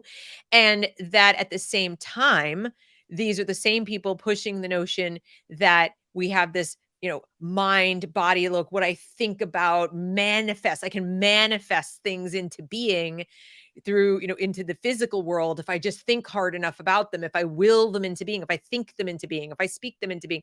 So, which is metaphysical mumbo jumbo, based on a lot of Eastern religious thought and so forth.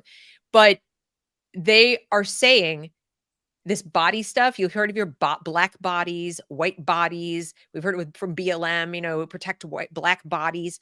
The reason they are now inserting this in here is to drive home this belief that somehow people in a specific body think bad thoughts.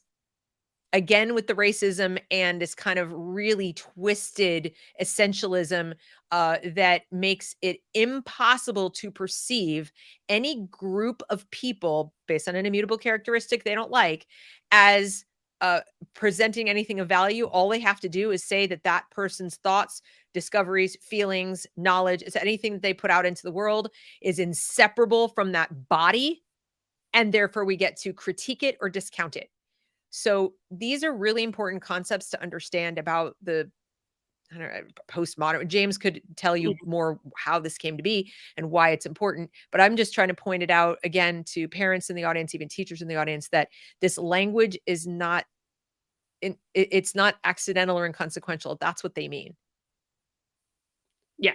No, it absolutely is not it's not unintentional at all. It's a very intentional thing.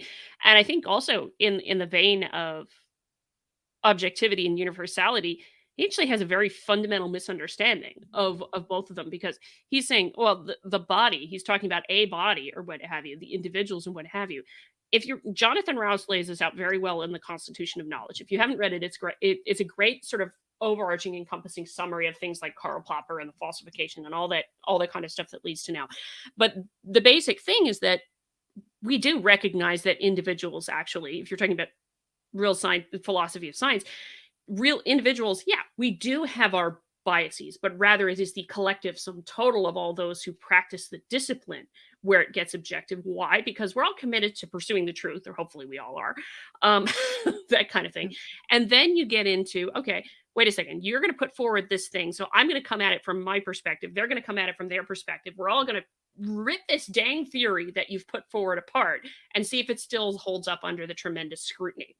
So it's actually, the idea is not that we are all unbiased necessarily, but rather that we are counter checking our own biases because we're all after the same goal of what the truth is, which is completely against what they're pushing forward here, which is the activist view of power and the narrative overall, the narrative über alles and all those kinds of things. So it is a fundamental misunderstanding that when we're saying about science being objective, each scientist is perfectly objective. No, that is not the case. That is not what they're trying to say, but rather that the discipline as a whole and everybody who's practicing is good here. And I think Bill said it before that the unintentional argument, he's unintentionally arguing arguing the five countries are superior and determining reality. I'm not entirely Didn't I just say that a little while ago? Yeah. Did I say that a little while ago? That's what they're doing. They don't even realize they're doing it. Yeah. But that's the other thing, is he also doesn't understand what universality and universalism is as one of those key principles of science, is the idea not that, different people in different bodies and situated and what have you. No, no, no, no, no. It's that if you're coming at it and you're doing research in a similar way, it doesn't matter what the hell your bloody freaking culture is and where you come from or what your background is, which is why I ignore the positionality statements bullcrap all the time, because that stuff doesn't matter. If you're doing the experiments the same way, you should get the same result. It's quite literally irrelevant information. And I'm so glad you brought this up, because it points to another layer in their and they're sort of unintentionally communicating their beliefs about the world and reality, and that how essentialist or racially essentialist they are. They are saying that you can't separate your ethics and your morality from your body. Yeah. Think of the implications for that. Think of how terrifying the implications are if we had a majority of people in America who grew up believing that your morality, your ethics, your commitment to the truth, your commitment to objectivity, which, as you point out, is sort of essential to scientific inquiry, were inseparable from your physical, your corporeal self. Mm-hmm. That's terrifying, because now you could just literally look at someone across the street and be completely justified in saying that person is in this kind of a body, evil, bad person, kill them, hurt them. Yeah. They are dangerous. That's a disgusting thing to assume, and yet that is the underlying assumption that's made. They're saying people think differently because of whatever cultural background and what have you. And I can go even further with this, and it's physically impossible, Adrienne. They're saying it is physically and intellectually and psychologically, in every which way, impossible. Please prove that. I would love to see the research paper on that one. That it's impossible. These people make the people who come after me on the internet when I say that, yes, it is actually possible to have a moral compass without God, like that I actually do believe that I'm a moral and ethical person and I don't need to have, like a deity watching over me or some rules that I believe came from some, metaphysics, whatever, that I could construct. I hate to use the word, but I could construct that from observation, so observable reality, that I could look in the world and my experiences in it and say, it's probably a bad idea for me to do these things. And not just because it would result in harm to me, but because it's wrong on some transcendent level. I can perceive, like, analyze it as a human. I can't explain why I believe in a transcendent something or what that exactly is. And just because I don't classify it as a deity doesn't mean I can't perceive that there's something else in my humanity that makes me different from an animal. But they'll come at me and say, you can't, you're not capable. Without God, you can't do this. And I have to say that, like, prove I can't. You can't look at me and say, because you're agnostic, you're evil, is slightly more rational than this. That there's more grounding in reality for what they're saying, ironically, than this. Oh, yeah. Because you're white, you can't possibly be objective. Okie dokie. No, and I was just looking for, because what this section reminds me of and what our discussion reminds me of and what they've been talking about is that dang poster that the National Museum of African American History and Culture put up a couple of years ago. That one thing Yes. of, aspects of whiteness and white culture where they make just this stupid assumption Oh, about, yeah. about what belongs to which culture. I think somebody said it here. Rick G said it here, and I said it before. Science is one of the most human endeavors you could possibly have. It really does belong to everybody. And I showed that poster to a few folks that I know. I'm like, what the hell? What does that mean for me? I came from India. I came from China. I came from South America. I do science. What the hell? Exactly right. You It's know? so completely ridiculous. And I just, we're laughing and we're joking around and we're looking at the stuff and we're saying, how can this be true? But how long ago was it that James and Peter and Helen did their fake papers that got accepted? Oh, I That forgot. seems like a lifetime ago already. Yeah. And yet that it had, the system in research had to have been corrupted long before then, or they wouldn't have had the success they had. They would have just been laughed out of, everything. And so I'm laughing to cover how terrifying this is to me, Oh, yeah. because it really is. We can't continue to stay where we are in terms of civilization with this level of a brain drain, with this much intellectual capital lost, never developed, arrested in its state of development at somewhere around the age of 5 or 6. We can't have a nation of, I think somebody told me the other day that my cat has the equivalent of a 2-year-old's intellect, right? Okay. Dogs are slightly higher. So is that really what we're working towards? They are using behaviorist techniques. They're using dog training techniques to work on our kids. But do we want a nation of trousered apes? Is that what we want? Mm. No insult to apes, but for real, that's where we're heading. And Idiocracy, the movie, is instructive at this point. Please go Right. watch it. If you've not seen it, yes, it's funny. Ha ha ha. But ask yourself as you watch it, how far away are we from that? Yeah. Yeah. But it's amazing how little understanding there actually is. And I go back to the fact that I imagine some of the folks involved don't necessarily actually have an understanding of what science is. And I've said this to the STEM professors I know who are senior to me. It's like, guys, you gave up teaching the actual philosophical principles of science and why they matter and why they're important to the next generation of scientists. And you are surprised that the next generation of scientists doesn't have a background in this that would help prevent this kind of stuff from getting written. Because I will say there's a couple of folks on who wrote this paper who are faculty in physics departments. They're not in education departments. So That's right. It's right. And it's very sad. And I do feel for the Very true. teachers and the Very, very true. those who can make you believe absurdities can make you commit atrocities, Voltaire. 100%. Hmm. Well, just look, it's happened in my lifetime. Pol Pot. Oh yeah. We always skip over. You know, Well, I we mean, go from all of us with Hugo Chavez and Maduro. That's in my lifetime. but Pol Pot, ironically, this is a man Western educated. Very well educated, I might add, at some of the best schools. I think he went to school in Paris or something. An intellectual. The New York Times, whoa, he's so wonderful. Liberals on the left, oh, he's such a genius. He's going to totally transform Cambodia. Hmm. And who did he kill? Who did he kill first? Okay. Anybody who did So these ideas taken to their logical conclusion result in piles and piles of skulls and bodies. And whether by starvation or murder or whatever you want to call it, this is not how we contribute to human flourishing. And that the same people are lecturing us from the UN and the World Economic Forum and so forth about human flourishing and sustainability.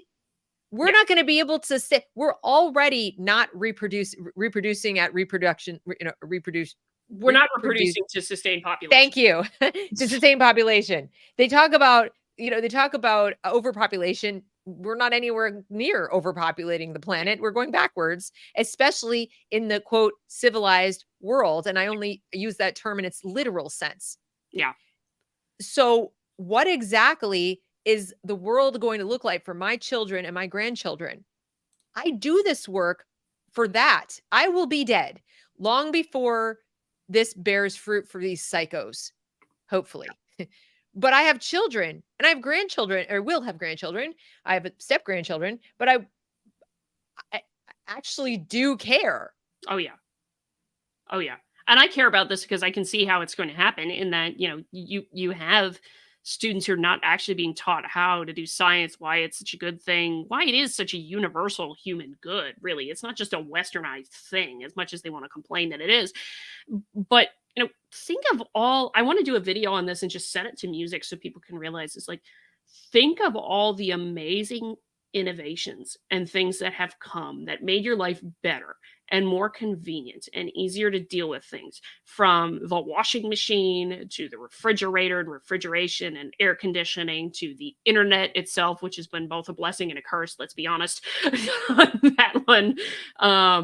And cancer treatments, our abilities to construct buildings that can withstand hurricanes and all those kinds of things. All of that came about because of scientific innovation, the most universally human thing in the world, figuring out how things work. Not just, it's for its prime purpose so you can get at the truth, but also for the betterment of society, for the betterment of people everywhere, and figuring out how those things work to, bring it to everyone whenever you can. As the development of technology, yes, it's very, very expensive at the start and it's like fragile. We're not sure 100%, but over time it grows to the point where now everybody has an iPhone. Everybody has that kind of technology and innovation in your pocket. Things like, well, everybody in the US at any rate. We're getting it everywhere in the world eventually. But think about all of those kinds of things and then think about what the world might be like if they're gone. There are those people. That's what I can think of is North Korea. True, but tragically, there's a trend now. The accelerationists, for example, there's a trend where people are saying, "Yeah, bring it. Let's go all the way back to where we lived in log cabins and we didn't have all these things because it's the progress that got us to this horrible problem." And I just want to bang my head against a wall. No, it's not progress that did. It's people who hate progress. It's people who wanted to make a name for themselves while progress was, advancing, and they lacked something. They had ample narcissism, tell you that. They had plenty of grandiosity, but they actually didn't have the talent or the brain power, whatever you want to call it, to do anything of note, to make a name for themselves. And they became postmoderns. They also were people who didn't like that all the scientific progress and the Enlightenment was threatening their precious religion. No offense to religious people, because I think they were thinking too simplistically. No, I mean, I I totally understand it. Like, I think of the history of the Catholic Church in Galileo. It wasn't until Pope John Paul II that they actually apologized for imprisoning Galileo. Right. So this idea that science and religion are just inherently incompatible and we have to either create a brand new iteration of religion to do away with science because science is such a terrible threat, then you have the people like the postmodernists, and then you have Kant and you have these people were they got paid attention to because they were saying something fundamentally opposite from what else was going on, and they gain adherents. Who are the people who gravitate towards those views? Almost invariably. Mhm. There are people who fancy themselves brilliant or want to be known as being brilliant, but they equate being different from being smart. Yeah. They equate, that just simply being contrarian, simply thinking something else, or looking around and realizing I'm not able to participate in this progress in a way that, elevates me to some kind of hero status. We see that all the time Mhm. in our universities right now. I'm going to go over here with these guys and just start throwing crap against the walls and see what sticks Yeah. and make myself a name for being so different. And the countercultural, there's always been countercultural people. There have always been people who want to stand out against the crowd and don't want to go with it and just distinguish themselves as doing something within that. And they don't know how to discern conformity from reason-based agreement Yeah. with what is the norm. So we've dispensed with norms. And now here we are saying men can be women, women can be men, and we have lost the ability to say, hey, maybe those norms had a purpose. Yeah. Maybe if you look the world over and see that gender roles are remarkably consistent. I mean, they're different around, Mhm. certain details and specifics and degrees. In one culture, a woman has to cover her whole body, and another one, maybe she just shouldn't walk the streets naked. Yeah. But they're remarkably similar, and the only common thread are reproductive systems. Imagine that. So, Yep. this is what I believe, started it and where we're still at with it. These people are anti-intellectual. They're wearing it's like intellectual cosplay. It's Dadaism of science. Yeah. It's definitely Marcel Duchamp putting a urinal on the wall and calling it art and having all of these people who want to fancy themselves so liberal and so open-minded, like that in and of itself makes you a good person. And they're saying, oh, genius, brilliant, brilliant. He's laughing all the way to the bank and mocking them. And the people who understand that there's nothing artistic about a urinal on a wall No. upside down are Yeah. made out to be closed-minded bigots. What is wrong with you? Indeed. Indeed. No, Justice kind of makes the points. You don't realize how much you need clean running water until they shut down your tap and replace the broken water main. Just saying. Well, and it's such a good point, Justice, because most of the people who are going on and on about this stuff and how wonderful it is and rushing off to these professional development trainings or sending their teachers to them are, you know, telling you things like in the middle of a COVID lockdown, just order in. What's the problem? Just order your groceries to be delivered. I don't get what your problem is. Just work from home. Just go on Zoom. Why do you have to be so selfish? Like they're there are banging away on a keyboard connected to other people from space, satellites, Thank you, technology, technology, right? the messages are going through, fiber optic cables, all this other thing. And they're just like, just do it. What's the problem? And it's like, yes, that stuff just magically appears. It magically in the grocery. And there surely the food makes itself at the restaurant. There's no person that has to show up I there. mean, that's one of the most scary things I've seen is seeing the interviews on the street with people where they're asked like, "Where does your food come from?" And they just say, "In the grocery store." And I'm like, "Okay, so where does that come from?" And they can't answer. But we shouldn't be all that worried about them not, 80% of students not being proficient in science when they graduate 12th grade. We should be much more worried about their social and emotional skills and how empathetic they are. Well, how empathetic Yeah. are you going to be when they cut off that water? When they cut off your Mhm. water, and which means they've also cut off your neighbor's water, how much empathy are you going to feel towards that neighbor when you realize they have, 25 jugs of water in their garage and you don't? You're going to feel their pain. You're going to be Mhm. your social and emotional skills going to prevent you from going over there and just stealing their water, Yep. possibly at knife point or fist point. Something tells me no. Something tells me the ability to figure out how to make water come out of the tap is a little more important. Yeah. If you want a peaceful society, if you'd really actually like to peacefully coexist, like the bumper sticker says, then you need science. Science leads to peaceful coexistence. Go back in history and you will note that every war ever started before the written word, certainly, but even after, was over access to resources. Yep. Whole cultures disappeared. Where are the Phoenicians? Where are the Mycenaeans? Where are the Hittites? Where are the Canaanites? Where are these people? What exactly were they fighting over? Was it trade routes and access to resources and water? Yeah. But yeah, that's the point to make there is that, without science, there's a lot of things, and they have a very, very lack of understanding at the very least about That and that's the big risk too with climate science too, right, Adrian? That we're focusing so much on anthropogenic global warming, of course, without understanding the law of thermodynamics. But they're not teaching history and the history of climate crises in the past that did in part contribute to mass die-offs and disappearance of entire civilizations simply because of weather. So we may need to it's in reality, just to make the point, it's not necessarily just weather. It is like sudden shifts in climate that suddenly takes a temperate regime to being much colder, and so you can't grow things for a little while and what have you. And of course, no, you did have civilizations collapse because of that. It is a very 100%. well-known thing. So in understanding that and those impacts and what have you, then thank goodness for science and technology right now, because you can withstand like natural disasters and things like that are brought about, and do, like, just for those of you who want a little bit base understanding of this, like when you're talking about climate, you're talking about frequency of, with respect to extremes, frequency of extreme events and the average intensity of them. Yeah. So thank goodness you can figure out how that changes over time and how it may change over time.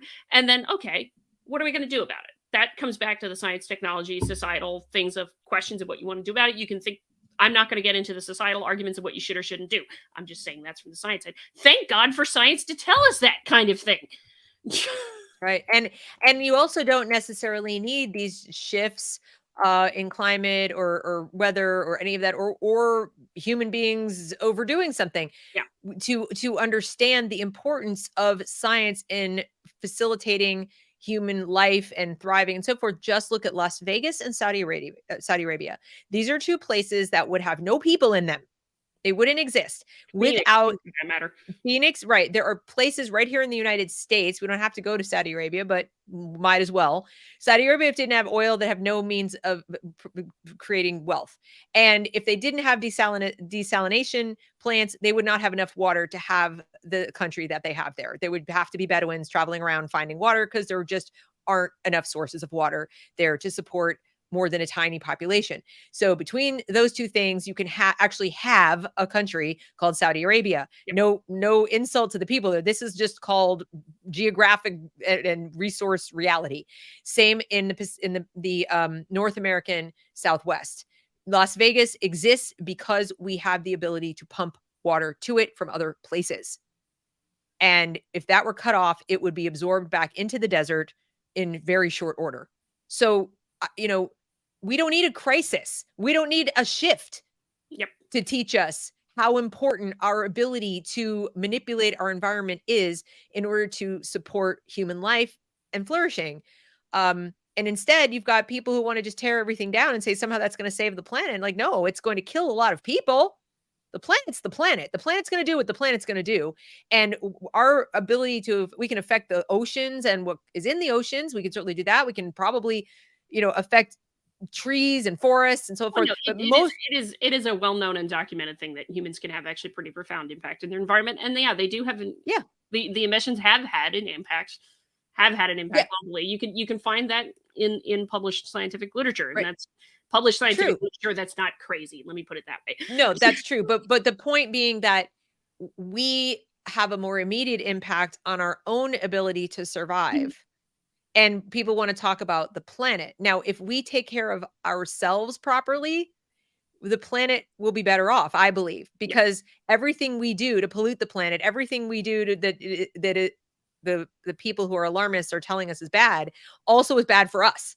Yeah. It's also not good for humans. So, but instead of leading with that approach, If you're taking care of the environment right in your own neighborhood kind of thing, correct. you're doing more than a lot of the policy stuff. That's correct. Yes. And we're but by teaching kids That's what this, okay, that's my opinion on that. I know others may disagree in my field just to be just to be making the point that's about fine. I mean, and rational minds can disagree about some of the yeah, yeah. details with all of this, but I think it's really important to understand that the first step in conservation is the proper teaching of science. Oh, yeah. You cannot hope to Let's see. improve, save the planet and improve the environment and, advance anything in a good direction, even if you believed all this garbage about overpopulation, you better teach kids science. Oh, yeah. Oh, yeah. Um, so we've gone after the objectivity thing. I think the last part of this is actually about, the teacher who accepted and embraced all this kind of thing. I know, John, isn't it an amazing thing that scientists disagree? We never disagree. We always disagree with each other. It's always some I kind would be worried if they didn't. of That's when I get worried, when I start saying like experts agree, or you go online and try to look for something and it seems like every doctor in the world agrees with something. You're like, something is wrong. Yeah. There's a Yeah. glitch in the matrix. Yeah. I forget. Oh, it's Patton, I think, who said it. It's just like if everybody's thinking the same, then nobody's thinking. That's right. It's Except it's very not a glitch in the matrix. It is the matrix. It's yeah. the glitch that we're trying to be the glitch. Okay, so we made it to the conclusion. So, yeah, we have shown first that high school physics teachers encountered vexation points as they sought to integrate equity into physics energy concepts, saying things like, I don't see myself getting kinetic energy equals 1/2 mv squared out of that equity oriented discussion. And I feel like I'm woefully ignorant in this, even though it's always something that I've been wanting to do. Maybe because equity and energy don't really go together in terms of that physics concept of energy. Remember, this paper is not talking about oil, Right. solar, and all that. It is actually talking about the physics concept of energy. Um, Right. in physics, epistemic superiority is premised, at least in part, on knowledge building practices believed to ensure or approximate objectivity and neutrality to produce unbiased knowledge, unconditioned by its body and space location, and thus beyond any particularity. These framings and the Enlightenment era values and philosophies they rely on mask the cultural specificity of the physics knowledge and knowledge based practices. Instead, they support a powerful story that the physics canon represents universal truths about the natural world arrived at through rigorous, objective, and neutral methods. This story, combined with the cultural and political capital of the physics in mainstream US culture, the rightful and enforced role of teachers as agents recruited to and trained to carry out the instilling of mainstream knowledge and values, and the current political climate around critiquing of dominant ideas or ideals in schools creates an environment in which teachers are understandably confused about how to integrate canonical energy concepts with equity. Which is all that to say is teachers should be activists. They shouldn't be just That's actually correct. passing along knowledge was basically the prime there. The only thing I wanted to finish with this article is by the way, this is supported by the National Science Foundation. Means taxpayer dollars. Yes, congratulations. If you are living in the United States, your taxpayer dollars supported this. Well, their taxpayer dollars support all of this because it all ends up in the public schools. So, Mhm. and I mean public colleges and universities as well. So, we're paying for our own demise, Yeah. literally. So that is that article, which Deb and I both read in advance. And I got one more for Deb because I'm really curious to see to see how you react to this. It's actually a very short piece. And before I forget, if anybody has Don't any thoughts worry. on this article, feel free to throw it in the chat too and ask questions as always. Um, this is from the journal Physical Review, Physics Education Research, which I will point out is not the only strange thing that they have published, because they actually published a whole special collection examining racial diversity and identity kind of thing. So if you really want to go, like, let's see, physics teachers' perspectives on factors that affect urban physics participation, fixed and growth mindsets in physics graduate admissions. There you go. Those kinds of things pop up all the Okay, thank you for saying that because this gives me the opportunity to tell parents who are watching that growth mindset is a load of shit. It's right up there with EQ, emotional intelligence and learning styles. Different students have different learning styles. No, that's Mhm. horseshit. All of Next. that's been it's all been debunked. We all learn all those ways. We just have preferences. Like every other human on the planet has preferences for how they do everything. Like some people eat their vegetables before their meat, or they eat they eat all their food separately. Other people mush it all together. But we all eat the food using our mouths. Well, it's kind of the same thing with learning. It's I'm not. And when you start eating it with your other orifices, let me know. Yep. But Yep. this Can you is eat it with your nose? I'm sure somebody would try, but There are people who drink there are people who do party tricks where they drink that way, so let's not go down that path. But growth mindset is a made up term for a person who is not uh full of cognitive distortion. It's really that simple. I believe that I can improve. I here's a believe that here's I can learn. That's it. here's a question for you, Deb. EQ itself EQ is itself debunked or is just is in relation to debunked. education? No, it's been debunked. There is no such thing as EQ. IQ can be measured. Show me how EQ can be measured. It can't. It's purely subjective. So it's the notion that we have this thing and you can like measure it and some people have more of it than others. No, all they're doing is they're trying to scientize uh personality traits. They're trying to scientize your level of social and emotional skill as it might be defined by the dominant, collective. Ironically, the ones who talk about social constructs don't want to admit that the perception of EQ is itself a social construct. That means that we need to come up with a way to sort of make it seem like there's something better about people who emote more, that they're fundamentally better people. Because remember, this is an affective style of education and living and worldview rather than a cognitive one. So what do? We make it so that EQ can be at least put on the same level as IQ. And now we talk about it's more important and we have to do SEL every day because we have found that people who are able to cooperate and be friends with people and be nice to people and be kind to people, get along better at work. Well, sure they do. If you got a bunch of subjectivists running the show who are less interested in outcomes and effectiveness of whatever it is you're trying to do and more interested in getting along with everybody. So it's somebody put up yesterday and they said that it is a very feminine way to approach the world. And they don't mean it as in a derogatory way towards women. There's sort of the feminine and the masculine. And that is what it is. I'm sorry, but that is what it is. If you've ever worked in an organization where you were evaluated based on how social you were, or where the office politics revolved around who went for coffee with whom and how many lunches did you take with the group and did you show up for happy hour enough, you understand what this is about. EQ was invented to give those people power. Mhm. Full stop. Okay. That's it. Yeah, before we move on, I want to answer this question. How this nonsense got a government grant is mind-blowing, but it makes you wonder how far the rot goes up the chain. The It answer is started probably there. pretty far, yeah. And it probably started there. Yes, it probably I could actually draw you a picture.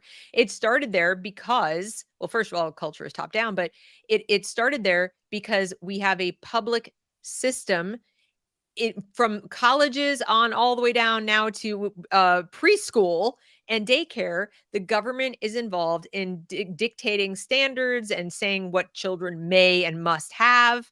Actually, must have. They've made it a constitutionally protected right in some cases. So once the government does that, and that's after they decided that they had a right to come into the economy by way of, telling us they're going to tax our productivity with the income tax. I mean, it was all lost. Of course, that's how they created this system. Yeah.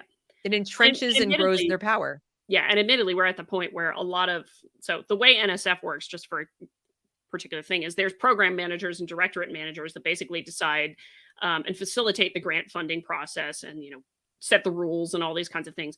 And essentially, it's those people who set the priorities. So, like this Yeah. stuff was happening under previous administrations that were much less Oh, friendly to this kind of theology, which the Bush theology or ideology. administration, Theology might be moved away from, yeah. they, It's been going on for a while. So it's the just Reagan depends administration. what you're Yeah, talking it's about. Yeah. not party specific. It's not party specific either. Nobody can sit there and go, well, this is Democrats that did this. I'm like, no, I'm sorry. Go look at what Reagan did. First of all, he not only didn't get rid of the Department of Education when he could have, because it was an infant in its cradle. Sorry for the graphic image there, but he could have gotten rid of it. He didn't. Instead, he expanded it in part at the behest of Gorbachev and called it glasnost. And there's Yuri Bezmenov in Canada going,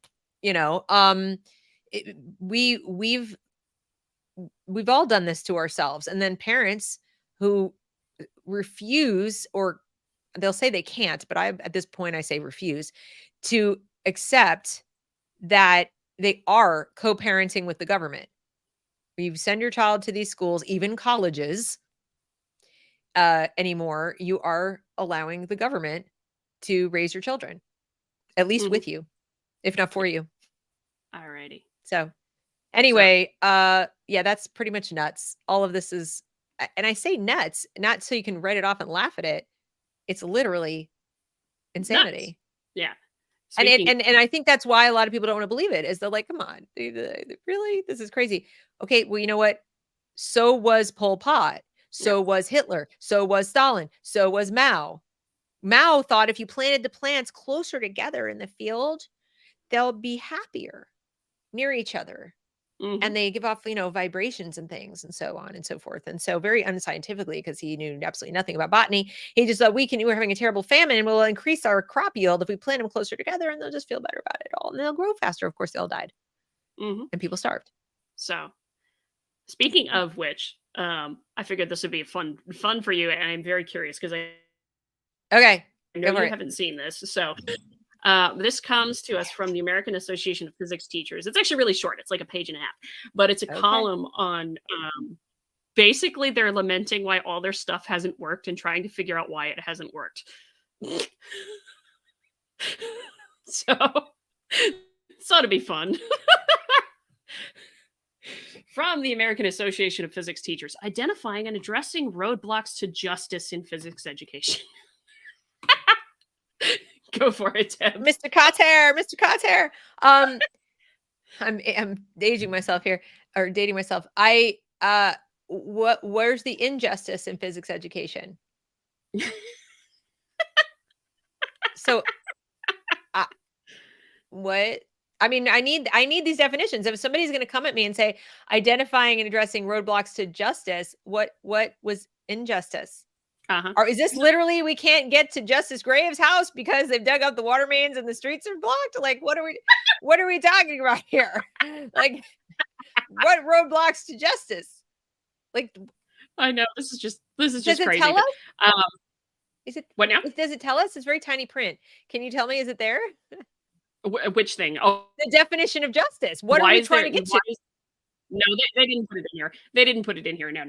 This is from their column called Just Physics, too. Just Physics, ? Wait, is a column focused on issues of equity, diversity, and inclusion to submit? Yep. Okay, but again, I'm very, very confused as to what is the injustice in physics. I know. Is it in physics? Is this a representation issue? Like there are too many white guys in physics? Is this an issue of like the laws of physics are unfair and they were written down by white people and we need people to be able to walk on the ceiling or something? I don't know. Here's the reason why they started this.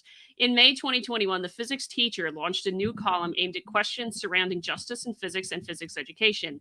17 issues later, Just Physics embarks on its third consecutive year, asking and exploring questions related to making physics and physics education more equitable and just. The original intent of Shannon Wachowski, then co-editor, and myself for this column was based on two motivating questions that still stay relevant. Okay, this is where it is.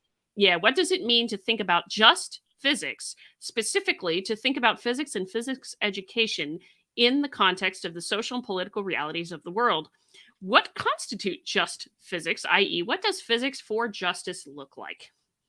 Okay, here now I have another point that I really want to make, because I think this is what I believe in my heart of hearts is at the base of this and the movement in math to dumb math down, is that people who were not very good at math and science in school, I was one of them. Hi. Rather than accept this, I'm not saying not very good at, it probably was a combination of I had some kind of boring teachers who didn't really get me excited about it, but I also had other interests that dominated my my interests more that I was naturally better at reading, writing, all that stuff. And I just really struggled with math and science. It wasn't a natural fit for me. And I absolutely do believe there are certain talents or proclivities or interests that people have that are sort of inborn. In other words, your brain is wired to be good at or better at certain things. And I think that at a certain point, when science, especially in the late 20th century, early 21st century, where science, technology, STEM Yeah. became the darling field where also lots of money was living, Yes. right? We know. Lots and lots of money and jobs in STEM, that the people who are not particularly fantastic at it, they weren't going to become the next Bill Gates or Mark Zuckerberg or whatever, they did whatever.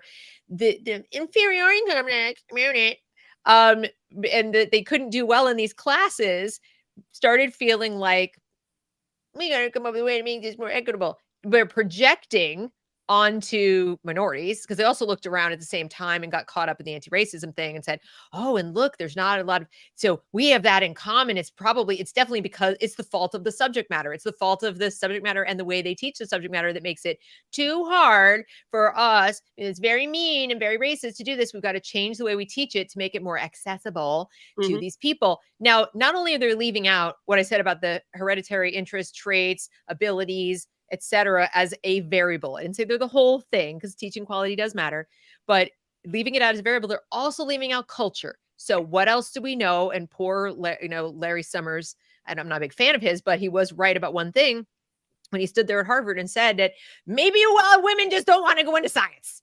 And Adrian, you've seen this. I mean, you're a woman in science. There are women who love science and want to go into science, but you're in the minority. You just are, because it's and it's not strictly cultural, but it is a little cultural, that women have been directed to other things and they have other interests, and it's just going to likely end up, in part possibly because of reproductive strategies and goals, that there are going to be fewer women in these careers. Yep. Not to mention there might be a component in terms of sex-based IQ, blah blah, her propensity to be good at different things. We don't know, we're still learning.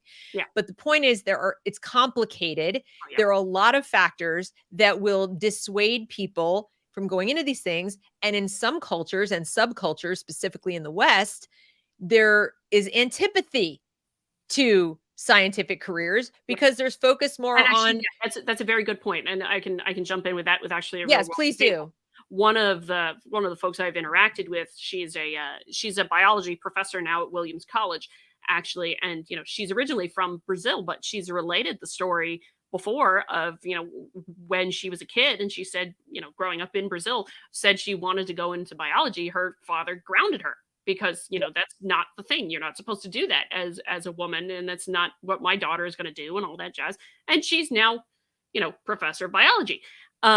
So whose fault is it that there's not a representative proportion of Brazilian women in biology? It's not the fault of biology.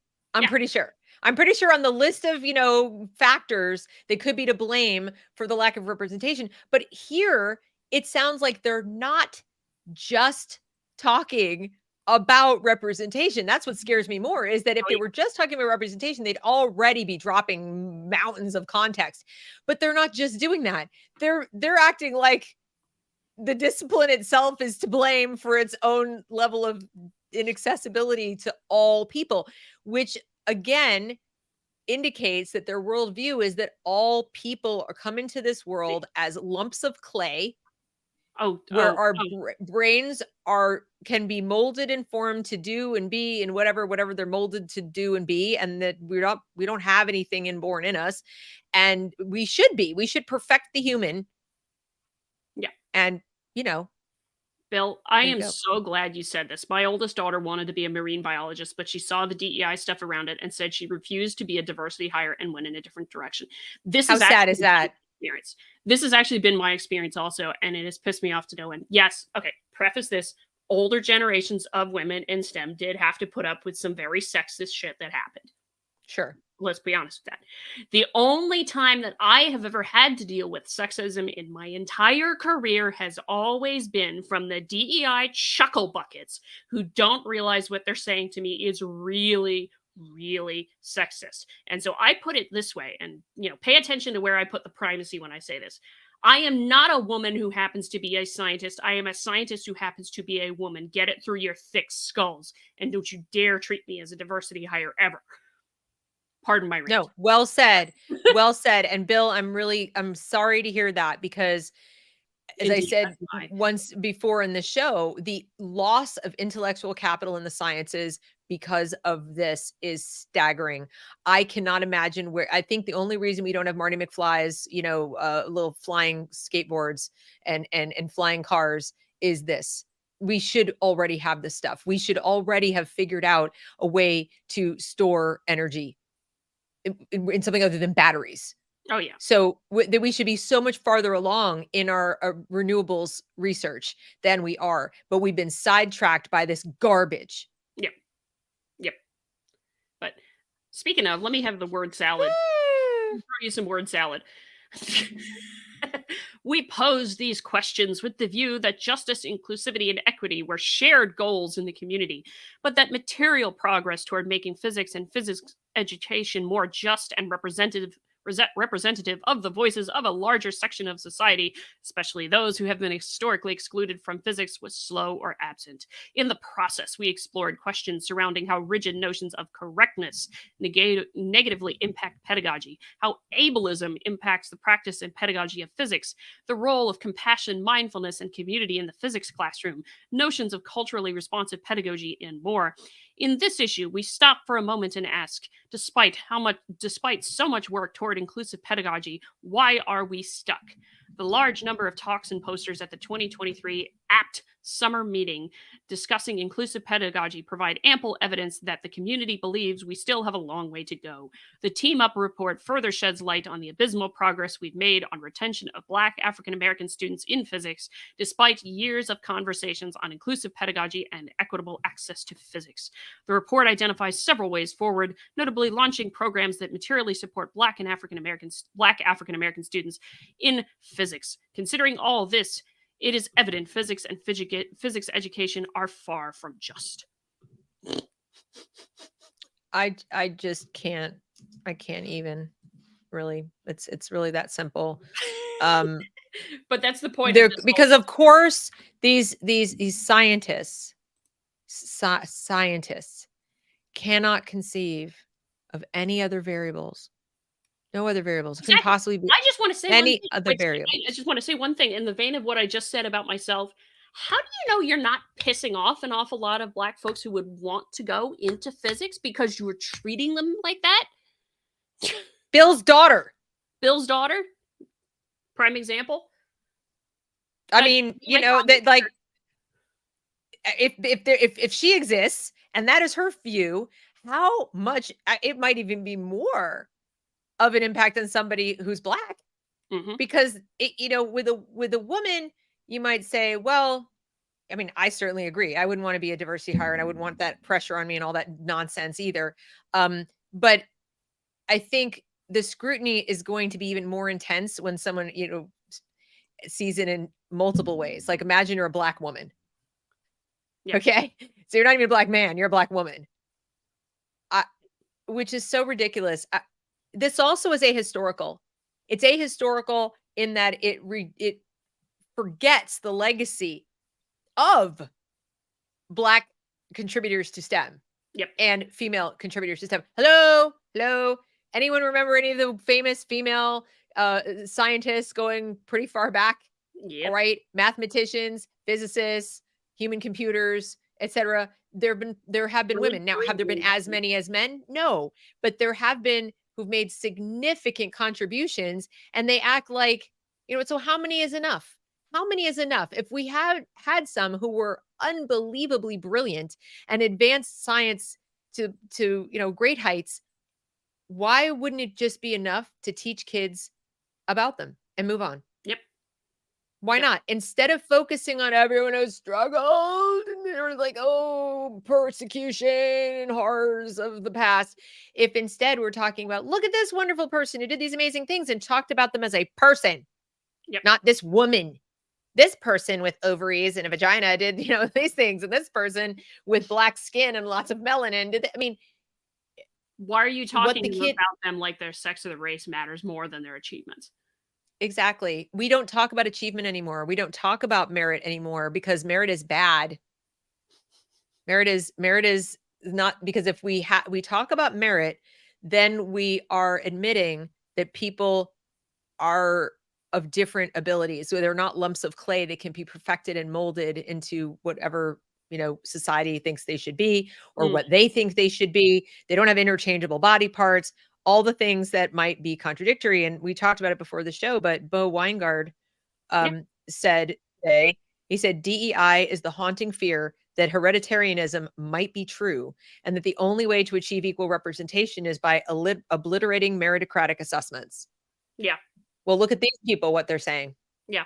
This Yeah. problem we have to solve. Oh, no. Oh, yeah. Well, what's the easiest way? Adrian, what's the easiest way? What is literally the easiest way to solve the justice problem in physics? I mean, you just literally force people into disciplines. Well, no, that's hard. Forcing people to do things is really hard. You all a Soviet style, you this is the job you're going to do, whether you like that job or not. But if they physically can't do it, Yep. even easier. Just redefine what physics is and make it like, fill this cup with coffee every day. That's physics. There you go. You did it. You did physics. Congrats. We have a Black person in physics. I mean, they just dumb everything down and call it what you want it to be and then say, see, we have people doing physics. Mm-hmm. There's just one problem with that. What's the problem with that? Everybody suffers. Well, everybody suffers because now real physics, the kind that people who live in reality actually care about, and they're not going anywhere anytime soon, becomes an elite of the elite of the elite thing. Yep. We have historical evidence of what that looks like. It's called the Middle Ages. Oh, yeah. So unless you want to go back to living like a serf and dying before the age of 35 and having a tiny little handful of people who live in a gated castle up at the top of a hill with their own personal army who know how things work. Oh, yeah. Oh, yeah. Yeah. But the point I want to get to it, because some of this is just funny at the same time as terrifying to me, because they're upset, of course, that their things haven't done as well as they would like, right? And so this article is basically just about what do they think are still roadblocks to actually getting their stuff done. So in a way, a little bit of something to think about. So rigidity of classroom physics is the first one they identified. The physics curriculum so far, as the list of topics and the order in which it is covered, has remained largely unchanged in several decades. Changes, if any, are often restricted to reordering a few topics, such as in any energy-first approaches, or adding modern physics topics and mentioning current applications. Recent interventions to address issues around micro and macro ethics, questions of representation, and societal impacts in physics are often treated as modular add-ons or extra courses in the curriculum, and it is unclear how much they shift dominant perspectives in physics. The core knowledge of physics continues to be seen as immutable and unquestionable, leading to a rigidity in what forms of knowledge creation are permitted in the classroom, especially as one progresses through the curriculum into upper division and advanced courses. In order to become relevant to a changing social sensibility concerning broader issues in the world, such as the climate crisis, rampant racism, white backlash, rage, and neocolonialism, physics curricula must shift their foci, methods, and content to become relevant and applicable to how physics is practiced today. But more than that, we have an opportunity to inform what guides research priorities and technological developments in the future by centering justice issues within the physics curriculum.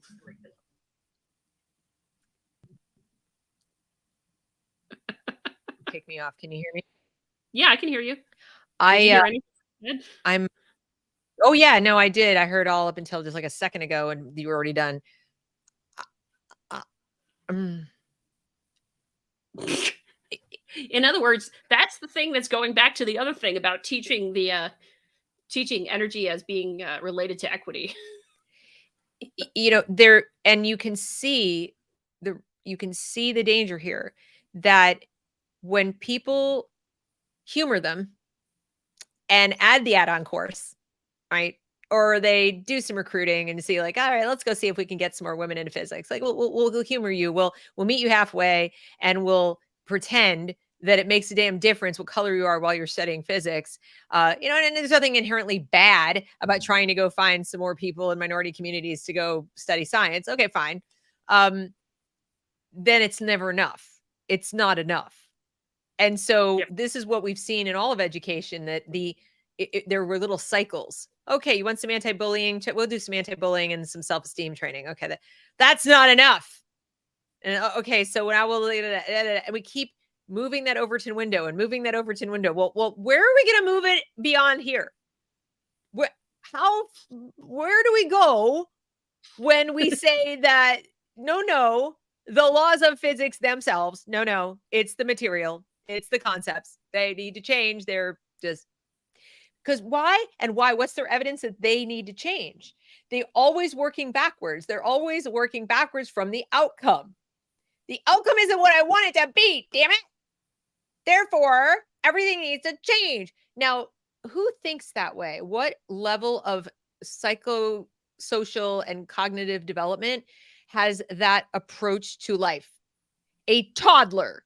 A toddler thinks that way. Yep. Somebody whose development arrested when they were a very little kid looks at outcomes. Their morality is shaped by outcomes. We've seen this in the study of the evolution of morality in the human, and we see that very young children who are by nature extremely self-centered judge whether they were good or bad, as well as other people, by what happens to them. This is why it's so damaging when kids are abused, because they genuinely believe, if it was early, they believe they deserved it. A bad thing happened, therefore I'm a bad person. A bad thing happened to mommy, therefore maybe mommy's a bad person. And that's why sometimes the sons or daughters of people who have been abused grow up themselves to be abusers of women or whatever, because that's their morality was shaped by that, and they didn't learn any different. Well, the people doing this, I have to wonder sometimes what their backgrounds were. I really do, because their whole worldview and belief system is, if I don't get the outcome I want or that's demanded of me, I have to change the inputs. Yep. And not your own reaction, for that matter, and not your own actions involved. In other words, cognitive distortion on steroids. Oh yeah. So here's your next one. The next roadblock, they claim. Anti-Blackness is pervasive in academic spaces, and physics curricula programs and departments are no exception. Anti-Blackness operates in a myriad of ways, ranging from microaggressions to systemic obstruction and exclusion of Black and African American students, faculty, and staff. Despite the issue being well documented and the historic precedents and modern manifestations being well known, change is slow to come by. This is the funniest thing to me. Tackling anti-Blackness will require of us to tackle anti-Blackness. That is literally okay, very scientific. Can I translate this entire paragraph into one sentence? Go for it. Black people are very fragile. Or that's the perception. Anyway, that's the perception. That's what I'm saying. They can be driven from a field because somebody said, I like your braids. Mm-hmm. Because that's what qualifies these days as a microaggression. Or where are you from originally? Because they have a different sounding name. Given the name that's definitely not an Anglo type of name. Oh, where's your family from originally? That's a microaggression now. Mm-hmm. And if you're saying like, well, I wanted to be a physicist, but forget it. They asked me about my braids. I'm out. Yep. And they also are not telling folks anything about the microaggressions literature, in that when you actually read into the analysis for everything, it's really 50-50 on whether or not somebody's offended. It really is actually. I'd say 50-50 is probably a lot. Yeah. I bet you that the average person, ironically, because real racism does exist and has existed, that they're probably looking at, bitch, you comment on my braids, that's like the least of my issues. You know what I mean? It's because there were much worse things in the past. People are probably feeling like that's progress. That's fine with me. And instead, but we can't acknowledge progress. We can't. We have to make it sound like this is even on top of other horrible things. Yeah. No, it's all that's left. It's literally all that's left is petty little grievances and thin-skinned nonsense. Oh yeah. But John makes actually a really good point. It's condescension wrapped in compassion. Well, it's fake compassion. It's It's fake compassion. self-aggrandizing. It's also Yeah. an intellectual temper tantrum, which I Like I very much said, appreciate. I kind of want to put that on a shirt or ask Kieran to make a shirt for me. yes, it's true. It's But true. let's see. So I think yeah, no, this is It's actually really actually it's an anti-intellectual temper tantrum. Well, there you I like that it's in quotes, John, because it they think they're using their brains, but they're really just having a temper tantrum and using big sounding words to do it. mhm, That's all it is. That's all it is. I would love nothing more than for someone to make a comedy series or possibly even a graphic novel, animated shorts or something. They do some animated shorts already where they did. I can't remember who did it. The webtoons or something tunes, where they made the safe space kind of cartoon. yeah. I would love to see one done just for this kind of stuff for science Oh yeah. where you play it out and like Dilbert or something, but in the scientific sphere of people coming and say, hi, I'm here to study physics. Okay, so fill out this demographic form and let us know what your body is going to be telling you about the experiments you're doing. And just imagine if this were played out that way and you showed it to people, they would laugh their butts off. Oh yeah. But when it's written in a fancy paper and they use big words and they situated in and positioned in blah blah blah blah blah transformational blah blah blah blah blah, people think, oh, that sounds smart. And there's all these footnotes. I find it fun. Do you ever read the footnotes? Do you ever I think read I their have. Yeah, source? yeah. Sometimes, they're all there. So people just go, my eyes glaze over, lots of source material. Then you look at what the sources are and you find Some of two the things. footnotes One, are hysterical. Like the footnotes are oh, they're amazing. hysterical. Absolutely hysterical what they reference. First of all, they refer to themselves a lot. They'll refer to people adjacent to them, like friends of theirs who've said almost the identical things. Shoot, you reminded me there was a paper in Nature actually that was talking about the horrid obstacle course that it is for somebody who's a minority in sciences and what have you. And Lee pointed it out to me when he was on last month. Lee Jussom pointed this out to me when he was on SciChat Saturday last month because he went to go look at the references for this thing. And one of the references to create the cartoon graphic that is at the front of the article in Nature, I believe, was a tweet about someone talking about it. It wasn't a peer-reviewed study at all. It was a tweet of somebody's opinion about how, going through science is like this obstacle course. Exactly. I'm just like, this is crazy. But That's how you have to do it. Sometimes I think you have to paint people a picture. yeah. Yeah. Let's see. The other two roadblocks, I promise there's only two left. So, technological supremacy underpins our present approach to doing physics. Technology is touted as the solution to the climate crisis, even when socio-political issues are recognized as important. Technological saviorism continues colonial mindsets and tendencies in physics. At the same time, the harm propagated by such technocratic thinking is not discussed as a central issue that plagues science and technology solutions, especially when wealthy countries and corporations expand their influence in the global south for such purportedly well meaning reasons as climate mitigation.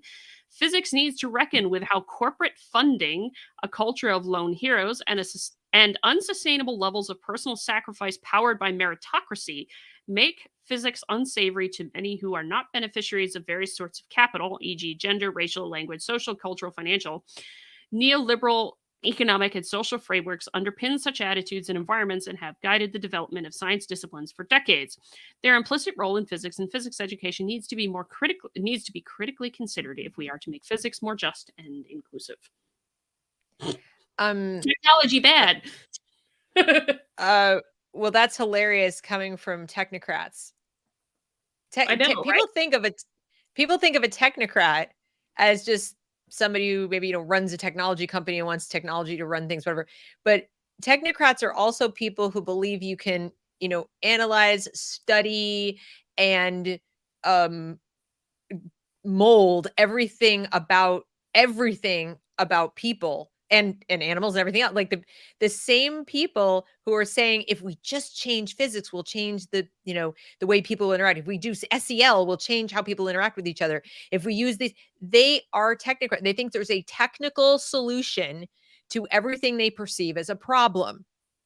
And there isn't. There just isn't. There are some things that are phenomena or outcomes. I refuse to call them problems because they're just some observable realities that just are. And I do believe that one of those is so-called disproportionate representation in certain fields, at least in the near term. Yeah. At least in the near term, because we remember there once were literal obstacles, but the literal obstacles haven't been gone that long. Yeah. Y'all have to give it a little time. Okay. You have to give things a little time. Women, I didn't get the right to have my own credit card until how many years after I got the right to vote? So Yeah. these things take time. Now, I know that people are impatient, but the desire to force it is technocracy. Oh, yeah. That's what it is. You don't believe in evolution, and you're too impatient to wait, just like a toddler. I want it now. Well, I hate to break it to you. You can't have this esoteric thing known as a representation, which really in the individual life of a person doesn't really register for me. How many women there are in science, I don't give a shit unless I'm one of them. Yep. Okay. So who's the obstacle getting in the way of me having a STEM career? This person right here, this person right here. My lack of IQ in the science realm, math, not happening. OPS, more importantly than that, my lack of desire to do it. Yep. Because maybe if I really wanted to apply myself really, really hard, I could do it. But guess what? I have other interests that are more important to me than that. So I don't do it. So ultimately, we are at a level now in our history in the West where if you're not in a given career, the chances are pretty high that the place to look is in the mirror first, before any place else. And then only if you can get past that. I've done everything. I have 1,600 SATs. I got straight A's in school working on science. I joined the math lab. I joined the science lab. I was in robotics. I did this. I did that. I did there. And I showed up for a job, or I went to go to apply to college, and they said, I'm sorry, you're too black. Like, or whatever. But only when you've jumped through those other hoops and you still don't have a career in science, should you be going, you know what, there's something endemic to no, they're going to go all the way past that and pretend none of this progress happened, and they want to force it. And that is technocracy. Definitely. And the final thing is apparently the military is a problem. Oh, dear God. Physics and the military have had a long nexus going back to Newtonian times, but more recently so, since military funding became open to civilian labs for military and military proximate projects during the Cold War. Ranging from problems in introductory physics based on weaponry to the glorification of space exploration, the undercurrent of nationalistic militarism flows through the physics curricula and physics spaces. This plays out in the form of a pipeline from physics and other STEM degrees to jobs in weapons manufacturing industries and with information technology warfare-oriented defense contractors. The absence of well-paying career options that do not propagate the military-industrial complex leaves students with few options to pursue. Physics will have to contend with the long-lasting global human environmental impacts of militarism if it is to become a discipline that truly values a healthy and sustainable global ecosystem that creates a liberatory space for all to engage in pursuits of knowledge, curiosity, and creativity that are now only available to a few.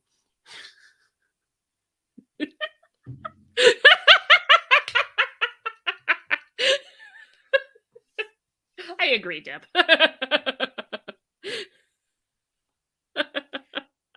You know the meme from Firefly where what's the actor, you know, the main guy in Firefly, where he's sitting there and he's kind of like this at a table and he goes, and then, he's kind of like with his hand, like no words are coming out. I see the militarism thing as the extension of like colonialism argument, but I mean, it's still just like, really? Okay, whatever. The absence of well-paying career options that do not propagate the military-industrial complex leaves students with few options to pursue. Okay, so make some. I mean, like, yeah, it's not the existence of the military. I understand they're trying to say that like all this money is going through there, but you know what? The problem behind that, it goes to other things, to topics they don't want to talk about, like why is the government involved in the economy in the first place? Why are they collecting so much of our money, pulling it out of the general economy so that it could otherwise, you know, so it can't be otherwise funneled into private sector research or private sector stuff? What about the people who want government oversight because they don't want someone blowing up their neighborhood with an experiment? I mean, there are many facets to this that explain why this is so. Like I said, not least of which is that some kinds of experimentation and stuff is things that even the average taxpayer would sort of like somebody looking over their shoulder while they're doing it. Now, if you don't want to work in that capacity and you don't want to have anything to do with the military, I don't want to tell you other than go be an entrepreneur and start something on your own. Oh yeah. But you don't have some inherent, if you want to tell me you have a right to keep your own money, I'm with you. If you want to fight the government being involved in the economy and taking so much out of it, I will join you. But that's a fight we all would wage. It's not just people who want well-paying careers in science. I would love to be employed as a teacher. I would love to be able to teach. I can't Yep. because so many of the dollars are commandeered out of the economy into the government for the public system all the way up the food chain. Oh, yeah. And the ideological capture is complete. So I can't, there's not enough money left in the private sector to hire me. People have paid their taxes. They're like, I don't have anything left to give you, even though I'd rather have you. Yep. But I don't go and say it's educationism. No, it's a function of the government has their fingers in too much of the economy. It's not specific to this discipline. It's not specific to the military. That's a problem that is just a problem. Yeah. Most definitely. But you see, they want to get their virtue points off. We're not warlike. You know, we don't like the military. It's warlike maybe for a different reason though. No, exactly. If they could take over, I saw a quote the other day and it was so perfect. I can't remember who said it originally, but it was something like, evil, something about evil pushes tolerance until it takes over. And then it, I wish I could find it, but it was, that's what it does. They want you to tolerate evil. They tell you should tolerate evil. And then once they've taken enough power, then you are the evil one. Oh yeah. So, but now they've got nothing left to make evil. Where does this go? Like I said, the Overton window is off a cliff already. Oh yeah. What's next? What's your prediction? Yeah. What's your prediction, scientist? What's your hypothesis as far as the next crazy paper that you're going to read about what is unjust and wrong in science? Can you even begin to figure it out? Oh, I mean, I've already seen the crazy paper in that I've seen papers about how climate models are unjust. So, well, I saw an article just yesterday that it was titled, "We accept teenagers taking the pill, but we don't feel the same about puberty blockers." For very good reasons. What? First of all, I question the premise. I don't accept teenagers taking the pill. It's actually not advised except in certain rare cases. It's not some automatic, oh, look, you're menstruating, go take the pill. You might become sexually active. You're taking hormones. That has a deleterious effect on your body, and you should really seriously consider that. And we don't tell girls the truth about it. So I reject the premise that we just randomly accept that. Secondly, scientifically, never mind morally. And then why don't we feel the same about puberty blockers? Gosh, I don't know. We accept people getting the polio vaccine. Why not injecting cyanide into your system? I mean, what? They're both injections. It reminds me of the heroin meme cartoon of the parent who won't allow the kid to get the tattoo, but will take them into the gender reassignment clinic. Exactly. That was hilarious. But, we need to bring back that analogy section on the SAT. I think I see more failures to analogize every day. It's very scary. The things that people think are analogous. Yeah. I'm like, no, those two things are like. Meanwhile, the things that are analogous, like the behavior of certain left-wing organizations, Democratic parties, is actually very much analogous to the way the early fascists in brown shirts behaved, the Nazis, Mao, some very unsavory people. And it's like Trudeau. It's like Trudeau. They scream and cry about everybody opposing them is Nazi or something like that, and then they have a literal Nazi and honor a literal Nazi in the parliament. Did you see that? Or they just do fascistic things like compel speech or ban books themselves. Like, you can't find books of a conservative nature in public school libraries and there are things you can't find. They're banned. Absolutely, they're banned. The only real removals of books that arguably had no business to be removed in the last few years was To Kill a Mockingbird removed by leftists. Why? Yeah. Because Atticus Finch was depicted as a white savior. Well, he Mhm. failed, didn't he? Yeah. Sorry if I'm Or they, spoiling the book for you, but well, or not yeah. even banning, but things like James and the Giant Peach, where they're rewriting things so they don't offend people, rewriting parts of the book. Right. And then there was that meme going around on Facebook recently where it says Hakon Jarl was a Viking warrior who rules Norway from 975 to 995. He earned the title Hakon the Powerful. So naturally, Netflix made him a black woman.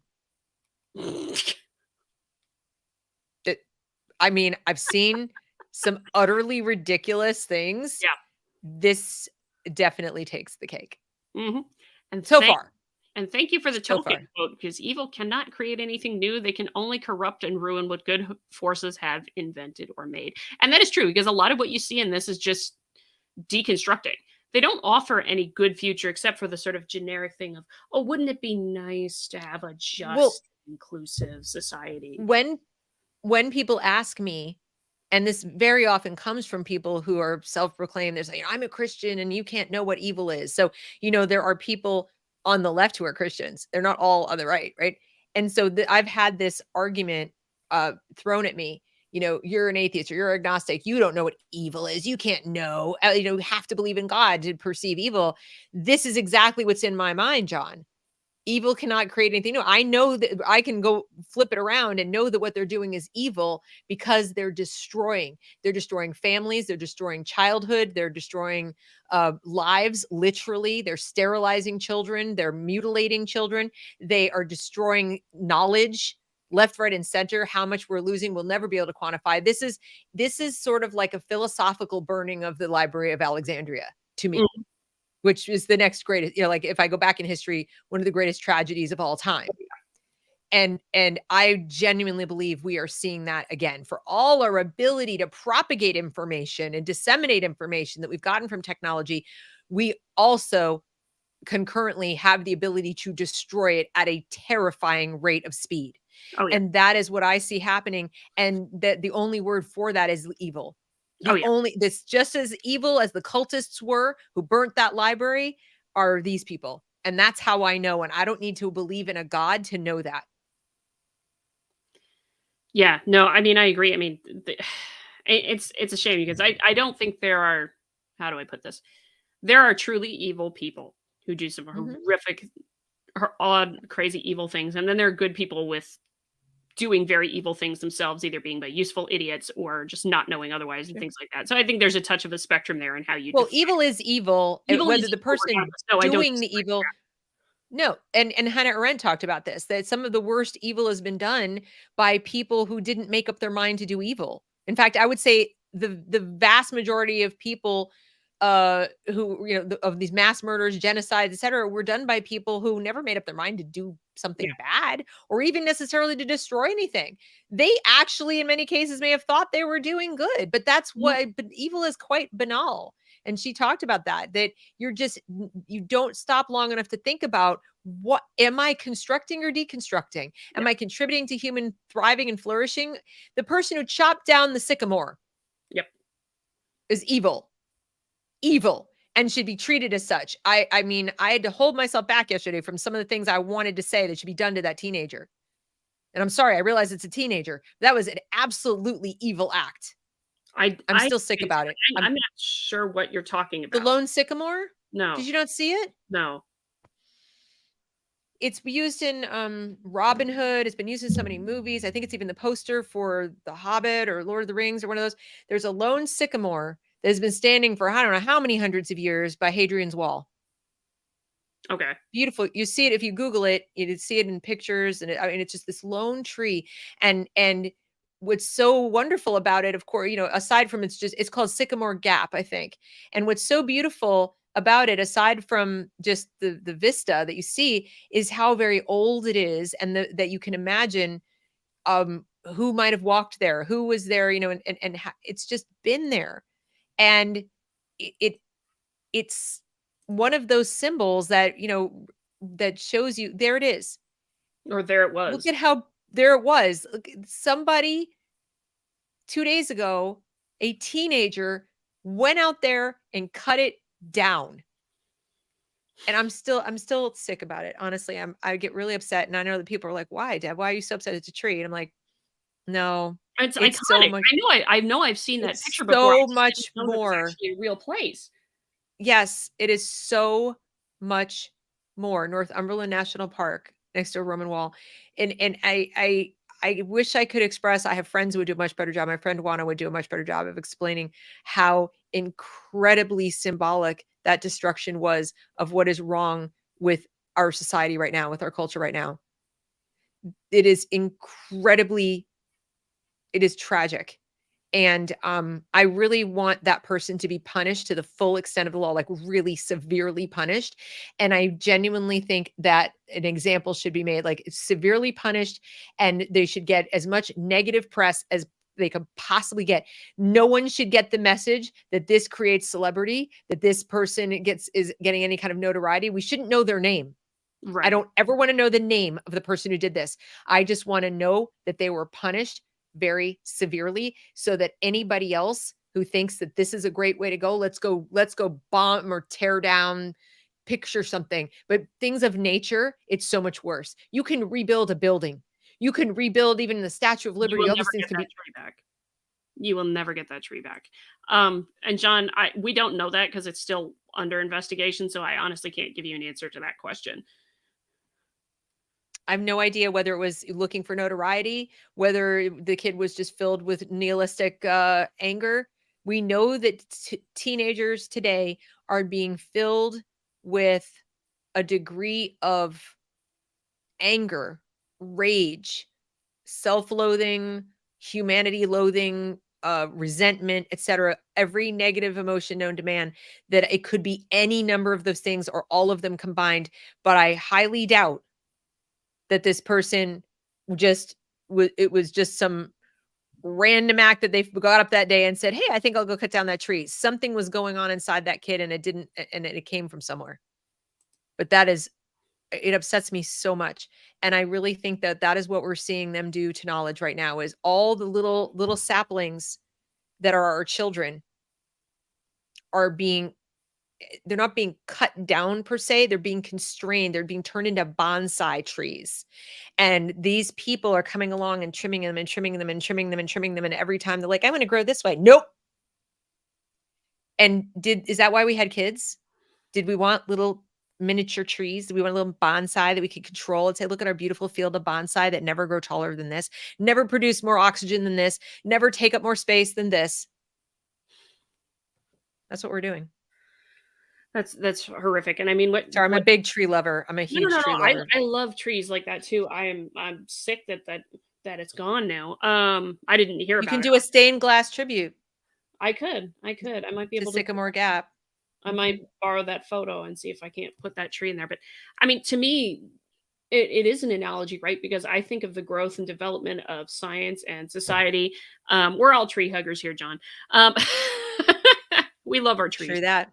Um, I think of the growth of science and society, and it just starts from that little germ. And yeah, there's all sorts of crazy things that go wrong, and sometimes a society gets destroyed by some cataclysmic climate event or something like that, or some great war or something along that line. And but the ones that can survive all of that and grow and thrive reach the point where you can overcome disasters. You can take care of things in most wars. You can survive some of the odd things now, and then you have somebody who does come along and something tries to destroy it. It's Um, just it's very analogous to the kind of situation it feels like a lot of things are in right now. And it's true of science, it's true of societies writ large, it's true of a lot of different things. And so trying to force and big time. constrain that beautiful tree, it grew so naturally in its place there. It's heartbreaking to see that it's fallen apart. Well, not fallen, but been hewn down.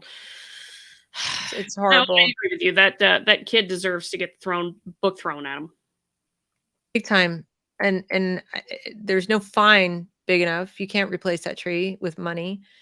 They need and the reason they need to suffer is they need it needs to stand as an example to others who would do the same.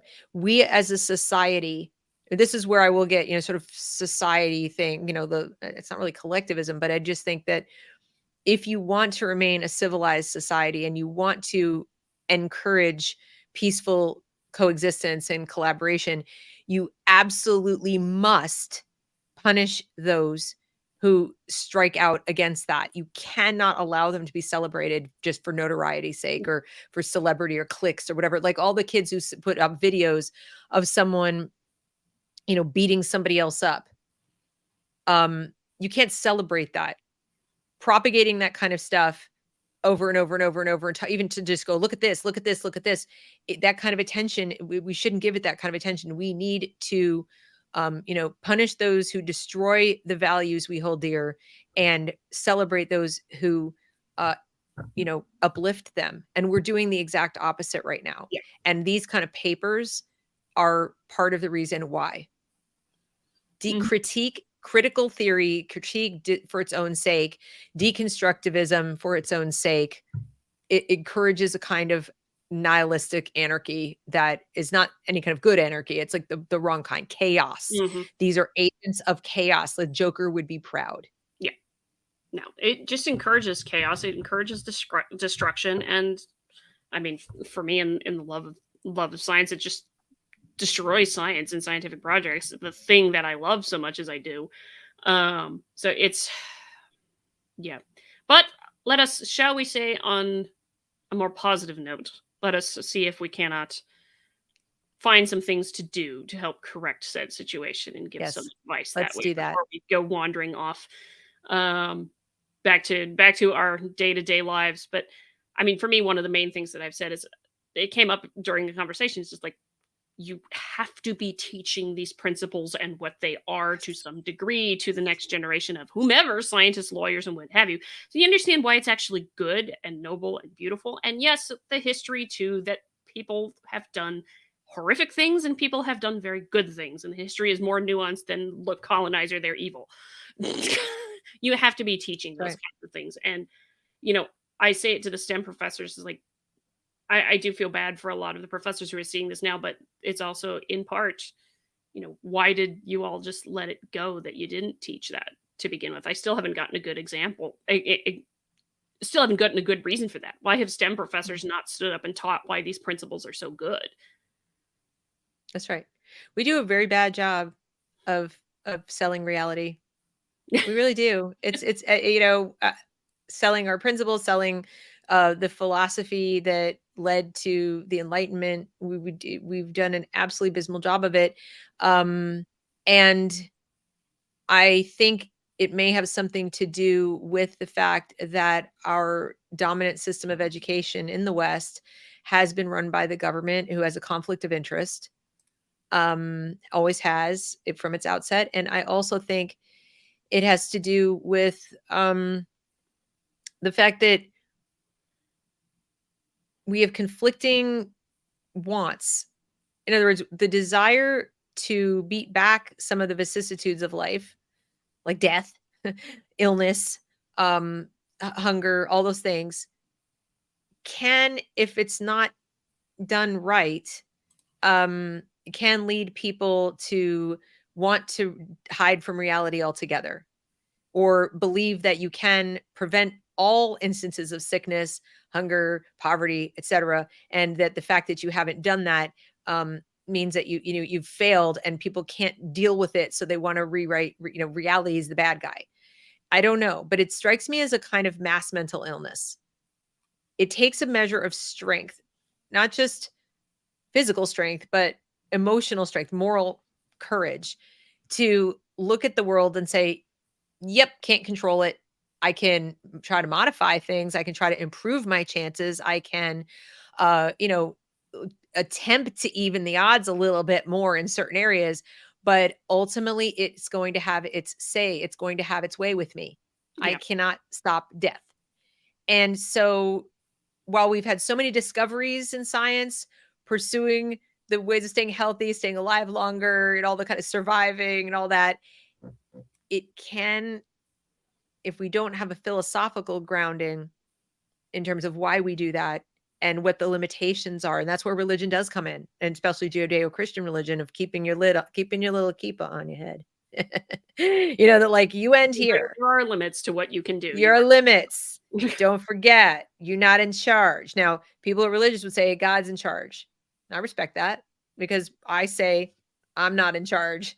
I don't, whatever, God, nature, laws of physics, whatever, like oxidation, whatever you want to call it. I'm not the boss of this ultimately. So that humility is so, so important. And when we lose that, when we get too far gone in the sense of, like, I can know things, and I can study things, and I can teach things, and forget that there's still limitation to that, we result in megalomania, or, we end up with megalomaniacs, narcissists, cluster B personality types, people terrified of reality, people who think they control all of it, eugenicists, theosophists. It gets a little cuckoo. It gets bad. So I do appreciate, respect. I am grateful for the sort of limiting principles that came from the Judeo-Christian tradition in this country. Very grateful, in fact.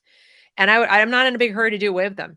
So when I say I'm, agnostic or whatever in terms of this kind of stuff, that's just kind of I realize that's not like my personal thing that I deal with, but I also look at the larger picture and say, good thing we've had it, though, because without it,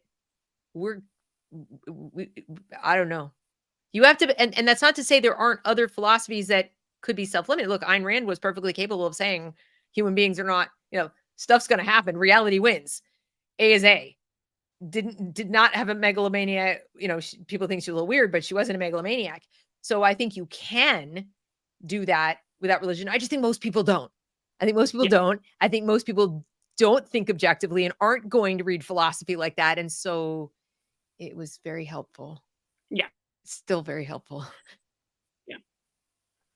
So, no, I mean, teaching reality is hard, but we live in reality, so we should teach why we manage reality and deal with these kinds of things. And I also, this is getting in a little bit of a philosophical tangent, but I also wonder if it's capitalizing on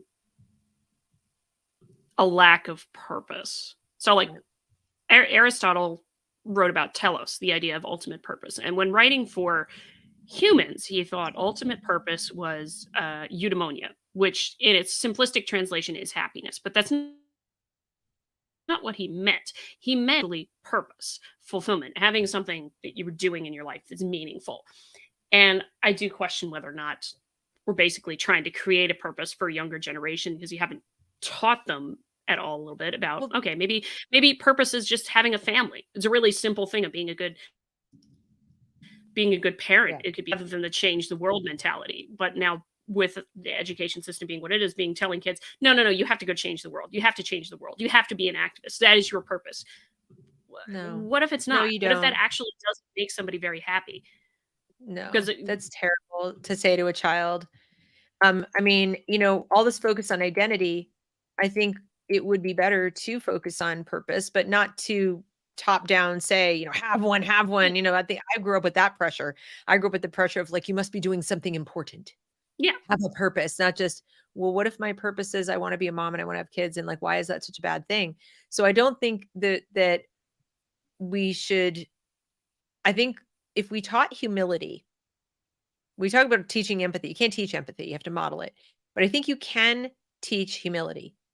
Not, again, not directly. I don't think you can direct instruct humility, but I think we should focus more on modeling it. And right now we don't have educators, teachers, researchers doing that. And that's what concerns me, is that they see a lot of hubris. That's their role model, right? That's what I should be, is I should think that I can and I should and I will change the world.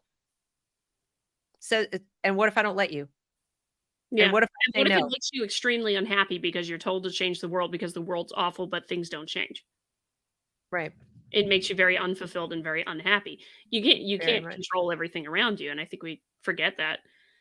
Yep, I mean, you can exactly. control what you do, and that is something very empowering if you teach that for a kid. But Exactly. And purpose can be what you know, that is something that is very subjective. One person's purpose is another Oh yeah, person's boredom, yeah. so what? Um, there's a book called Hollowed Out: A Warning About America's Next Generation. I can highly recommend to you and your audience, by Jeremy Adams. I did an interview with him about at least a year ago about the book. It's excellent. In that he talks about that the kids are hollow. They don't have that purpose. And in the past, they would derive purpose in part, I don't want to romanticize it. It wasn't always from going to church. It wasn't always from, being involved in things like that. But they certainly had other outlets where they'd actually physically go out somewhere or go do something physically or mentally of their own volition. In other words, they were just passively watching other people live and do stuff. And in so doing, what happens? You fall down, you get back up, trial and error. This works, that doesn't work, whether it's a friendship or, making that ramp in your driveway to make your bike go up in the air. Who knows?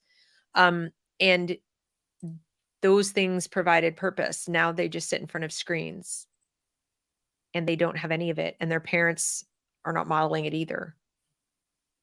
So that's a problem. You mean go touch grass? Yeah. We do mean that. Go touch grass. Go actually But live. ideally, yeah, touch the grass. Even better than touch the grass, mow the damn grass. Yeah. That'd be good. I had to mow the lawn when I was a kid, and I didn't want to do it, and I was cursing my dad the whole time. We had, an acre. I wasn't exactly excited about mowing the grass, especially since part of it was on a hill, and I was a little girl, and the gas mower would like drive me. It was hard. Not to mention emptying. It wasn't a mulching mower, so I had Yeah. to empty that thing. Yeah. It was heavy and so on. But I will say, after about my third time doing it, and I started being like, getting more sort of like, I can make my lines really straight. Oh, look, I can do a crisscross pattern like the professional gardeners do. Oh, check me out. I can do it faster each time. And I know that sounds trivial, but it's experiences like that that in the moment seem like drudgery. Even when you describe them later, they seem rather trivial. But I can honestly say that having that role and having that responsibility and then standing back and looking at it and realizing that I'd accomplished that was one of the little pieces of the puzzle that gave me a sense of purpose, despite the fact that the rest of my home life was a disaster, despite the fact that I was getting bullied at school, because I was. I didn't like school because I was bored out of my skull. It was really dumb and boring. So you need those things. Now, how many of our kids have some liability somewhere in their life? The school's constantly telling us they do. Adverse childhood experiences. Purpose. Telling them they're victims, telling them they have problems is not helpful. No. Challenging them, pushing them, making them work, holding them accountable, doing these things, getting them out of their head, distracting them from those things that you claim you believe are happening is a much better way. It certainly worked for me and most of the people that I grew up with, Yeah. Gen X. No. I mean, shit happens, right? It's effectively what it is. Shit happens, so you gotta get Yeah. and deal with it instead of being a victim of like, "Oh my god, shit happened to me." That's the wrong thing to teach a kid. That's Look a wrong around for thing to someone to teach anybody. blame. Yeah. Look around for someone. If you can't find someone, find a whole group of someones. And if you can't find a whole group of someones, blame the country, blame the planet, blame, rich people, poor people, whatever. And I see a lot of that. I see a lot of working on critiquing, deconstructing, blaming, categorizing, labeling, othering. These are extraordinarily unhealthy practices that lead to a hollowing out of the individual, because after a while, what things do you want to identify with? You're sort of worried the goalpost is going to be moved tomorrow. Yep. And I need to disassociate from any of the bad things, like on the bad side of the virtue goalpost. And how do I score? How do I get any points? How am I not about, okay, where am I supposed to be? So you just don't do anything. You just stay still and hope you're invisible. Yeah, it's very easy to manipulate. That is exactly right. Cults have done it forever. Who do they recruit? People who come in with some victim story. What do they amplify constantly? The victim story. Oh yeah. And in that vein, folks in chat, go ahead and get in your last kind of questions and comments and thoughts, because I think we've made our way through the topic many times over at this point. But like Seriously. I guess a summarize of a thing to do would be, aside from just teaching, like actual scientific principles instead of the thing that objectivity is bad for some reason. Um, but also just, I guess, holding accountability in your own kids. And if you're a professor, holding accountability with your students, because, don't let them. I know they probably, if they're coming to you and you're a STEM professor listening to this, they're probably coming to you potentially having been through K through 12 where they've been told victim mentality and what have you, that they're, Yeah. they're a victim of something and therefore they should be aggrieved at the world and things like that. And just like, no, push Right. back on them and demand that they be accountable for their own actions. You can still push back Correct. on that. Of course, it's going to be really hard and you probably will get pissed off students and all those kinds of things. That's going to be pretty normal. But for the STEM professors in particular, I'm thinking about that. Just like hold your students accountable. And Um, hold the line. Just mhm. hold the line when they come to you and say you need to go to professional development for this or that. Say no. Yeah. And I know you might be thinking, well, easier said than done. I don't have tenure, or I will get fired, or this or that. Well, I don't know what to tell you. I'm not working. I'm unemployed. And I guess I have the luxury of I'm married and I'm not going to starve to death anytime soon, but I still have to figure out how to pay my personal bills and take care of my daughter and things. It's not an income enough for both of us.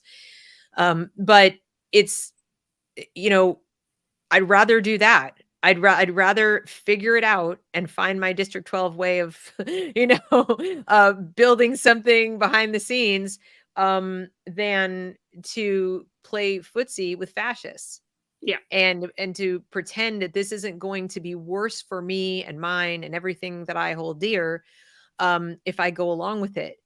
So I don't know. I couldn't sleep at night if I were doing that. Now, again, your mileage may vary. You might have different. You might need your insurance because you're sick, or somebody. I get that. I'm not judging. I'm saying to the extent that you can, and those who can should. If every person who is physically able to hold the line and say no, I refuse, did, we wouldn't be here. This Yeah. isn't because the people who can't aren't. This is because the people who can aren't. Yeah. Absolutely. So I think that's the lesson of the day here in that yes, Yeah. there we go, John. Thank you. Whenever it comes up on StreamYard, I will highlight it because there we go. Evil prevails when you take the black pill.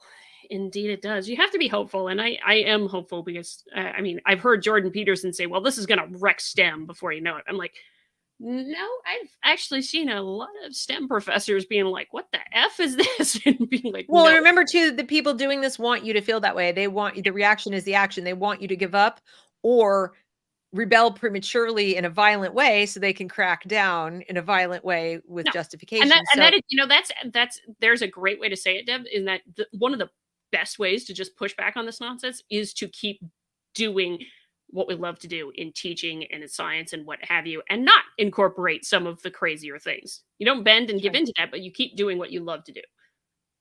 That is correct. 100%. So And take care hold of your your own. students accountable. Take care of yourself and your own kids and your own family first and foremost, and then secondarily, if you are a teacher or in the science realm, hold the line. Exactly. All righty. Do we have anything else we want to add to this? We've been at it for like 3 hours and 20 minutes, so No, no, we've this taken. went well beyond a SciChat Saturday. This was like, I don't know, Sci Exposition Saturday. No, I'm glad we got into a lot of important stuff. I was while you were talking, I posted again and said that I honestly think this is one of the most important shows I've done in a while, and that I hope, even though it's on a science channel, I directed the parents in my audience to please watch this, because this really gets to the heart of what ails education in general, not just science. And education isn't a science, Yeah. but science is physics is. Physics is a science, climate science is a science, and meteorology is a Right. science. And Education isn't. It really isn't. It is an art form, I would say, much more than a science. You cannot it's art. And people say, well, you're making it so inaccessible if you make it art. No. Lots of things. Writing is an art form. It's not just a technical skill. Okay? People who write well, you wouldn't deny them that that's art. Well, writing is kind of a form of teaching, in that you are sort of communicating about either a topic in nonfiction or even about a narrative or a story or a theme in fiction, and you're teaching somebody something about life, and that is art. Well, good teachers are artists, in my view. Yep. There's more of that in them than the technocratic, let's break it into steps and, all these hierarchies and Bloom's taxonomy and all of this junk. I just don't tend to subscribe to that. I'm Yeah. sorry. I don't. Yeah, no, I don't either. And admittedly, to a degree, science is a kind of an art in that you have to be very Yeah. creative with some of the questions that you're Mhm. asking and thinking creatively Sure. about problems, which is why you need Mhm. viewpoint diversity, which is why this crap is unhelpful because it just forces everybody out who thinks differently. Well, isn't that the irony? Let's talk endlessly about how we get representative diversity in here, but diversity of thought is frowned upon. Mhm. It's the ultimate irony in this. In the name of being inclusive, of diversity, we are exclusive of diverse viewpoints. Well, I actually don't believe that. We could do a whole other video on how that's a farce. They couldn't care less about the No, and diversity I know and what you mean, inclusion. but That's just they just I made know what that you mean. crap I'm up. just wrapping it up into the Yeah, bud of the that's their packaging. Alrighty, I think that's it. But before I forget, whoops, not right. Click the wrong button. You all should go follow Deb on Twitter. I just can't say X. I can't say X at all. X is not the name of Don't. the platform. I can't say it. And you should also, Yes. if you're unfamiliar, you should go see The Reason We Learn on YouTube, the fabulous Thank education you. channel. Deb has a lot of great content on there. I highly recommend it. Thank you. Particularly for some of the STEM profs I know who are on here. You can learn a little bit with K through 12 also.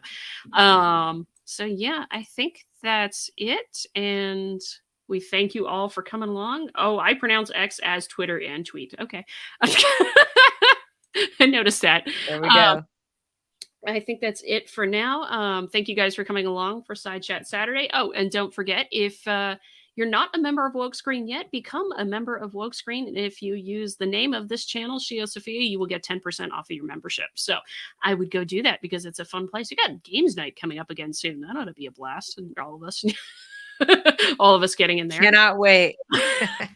There's like at the golf ball go off in one direction. That was fun. You can all come and laugh at me because I'm really, really, really, really bad at it. Oh, so am I. If Rodney Says plays, the girl who wins every time.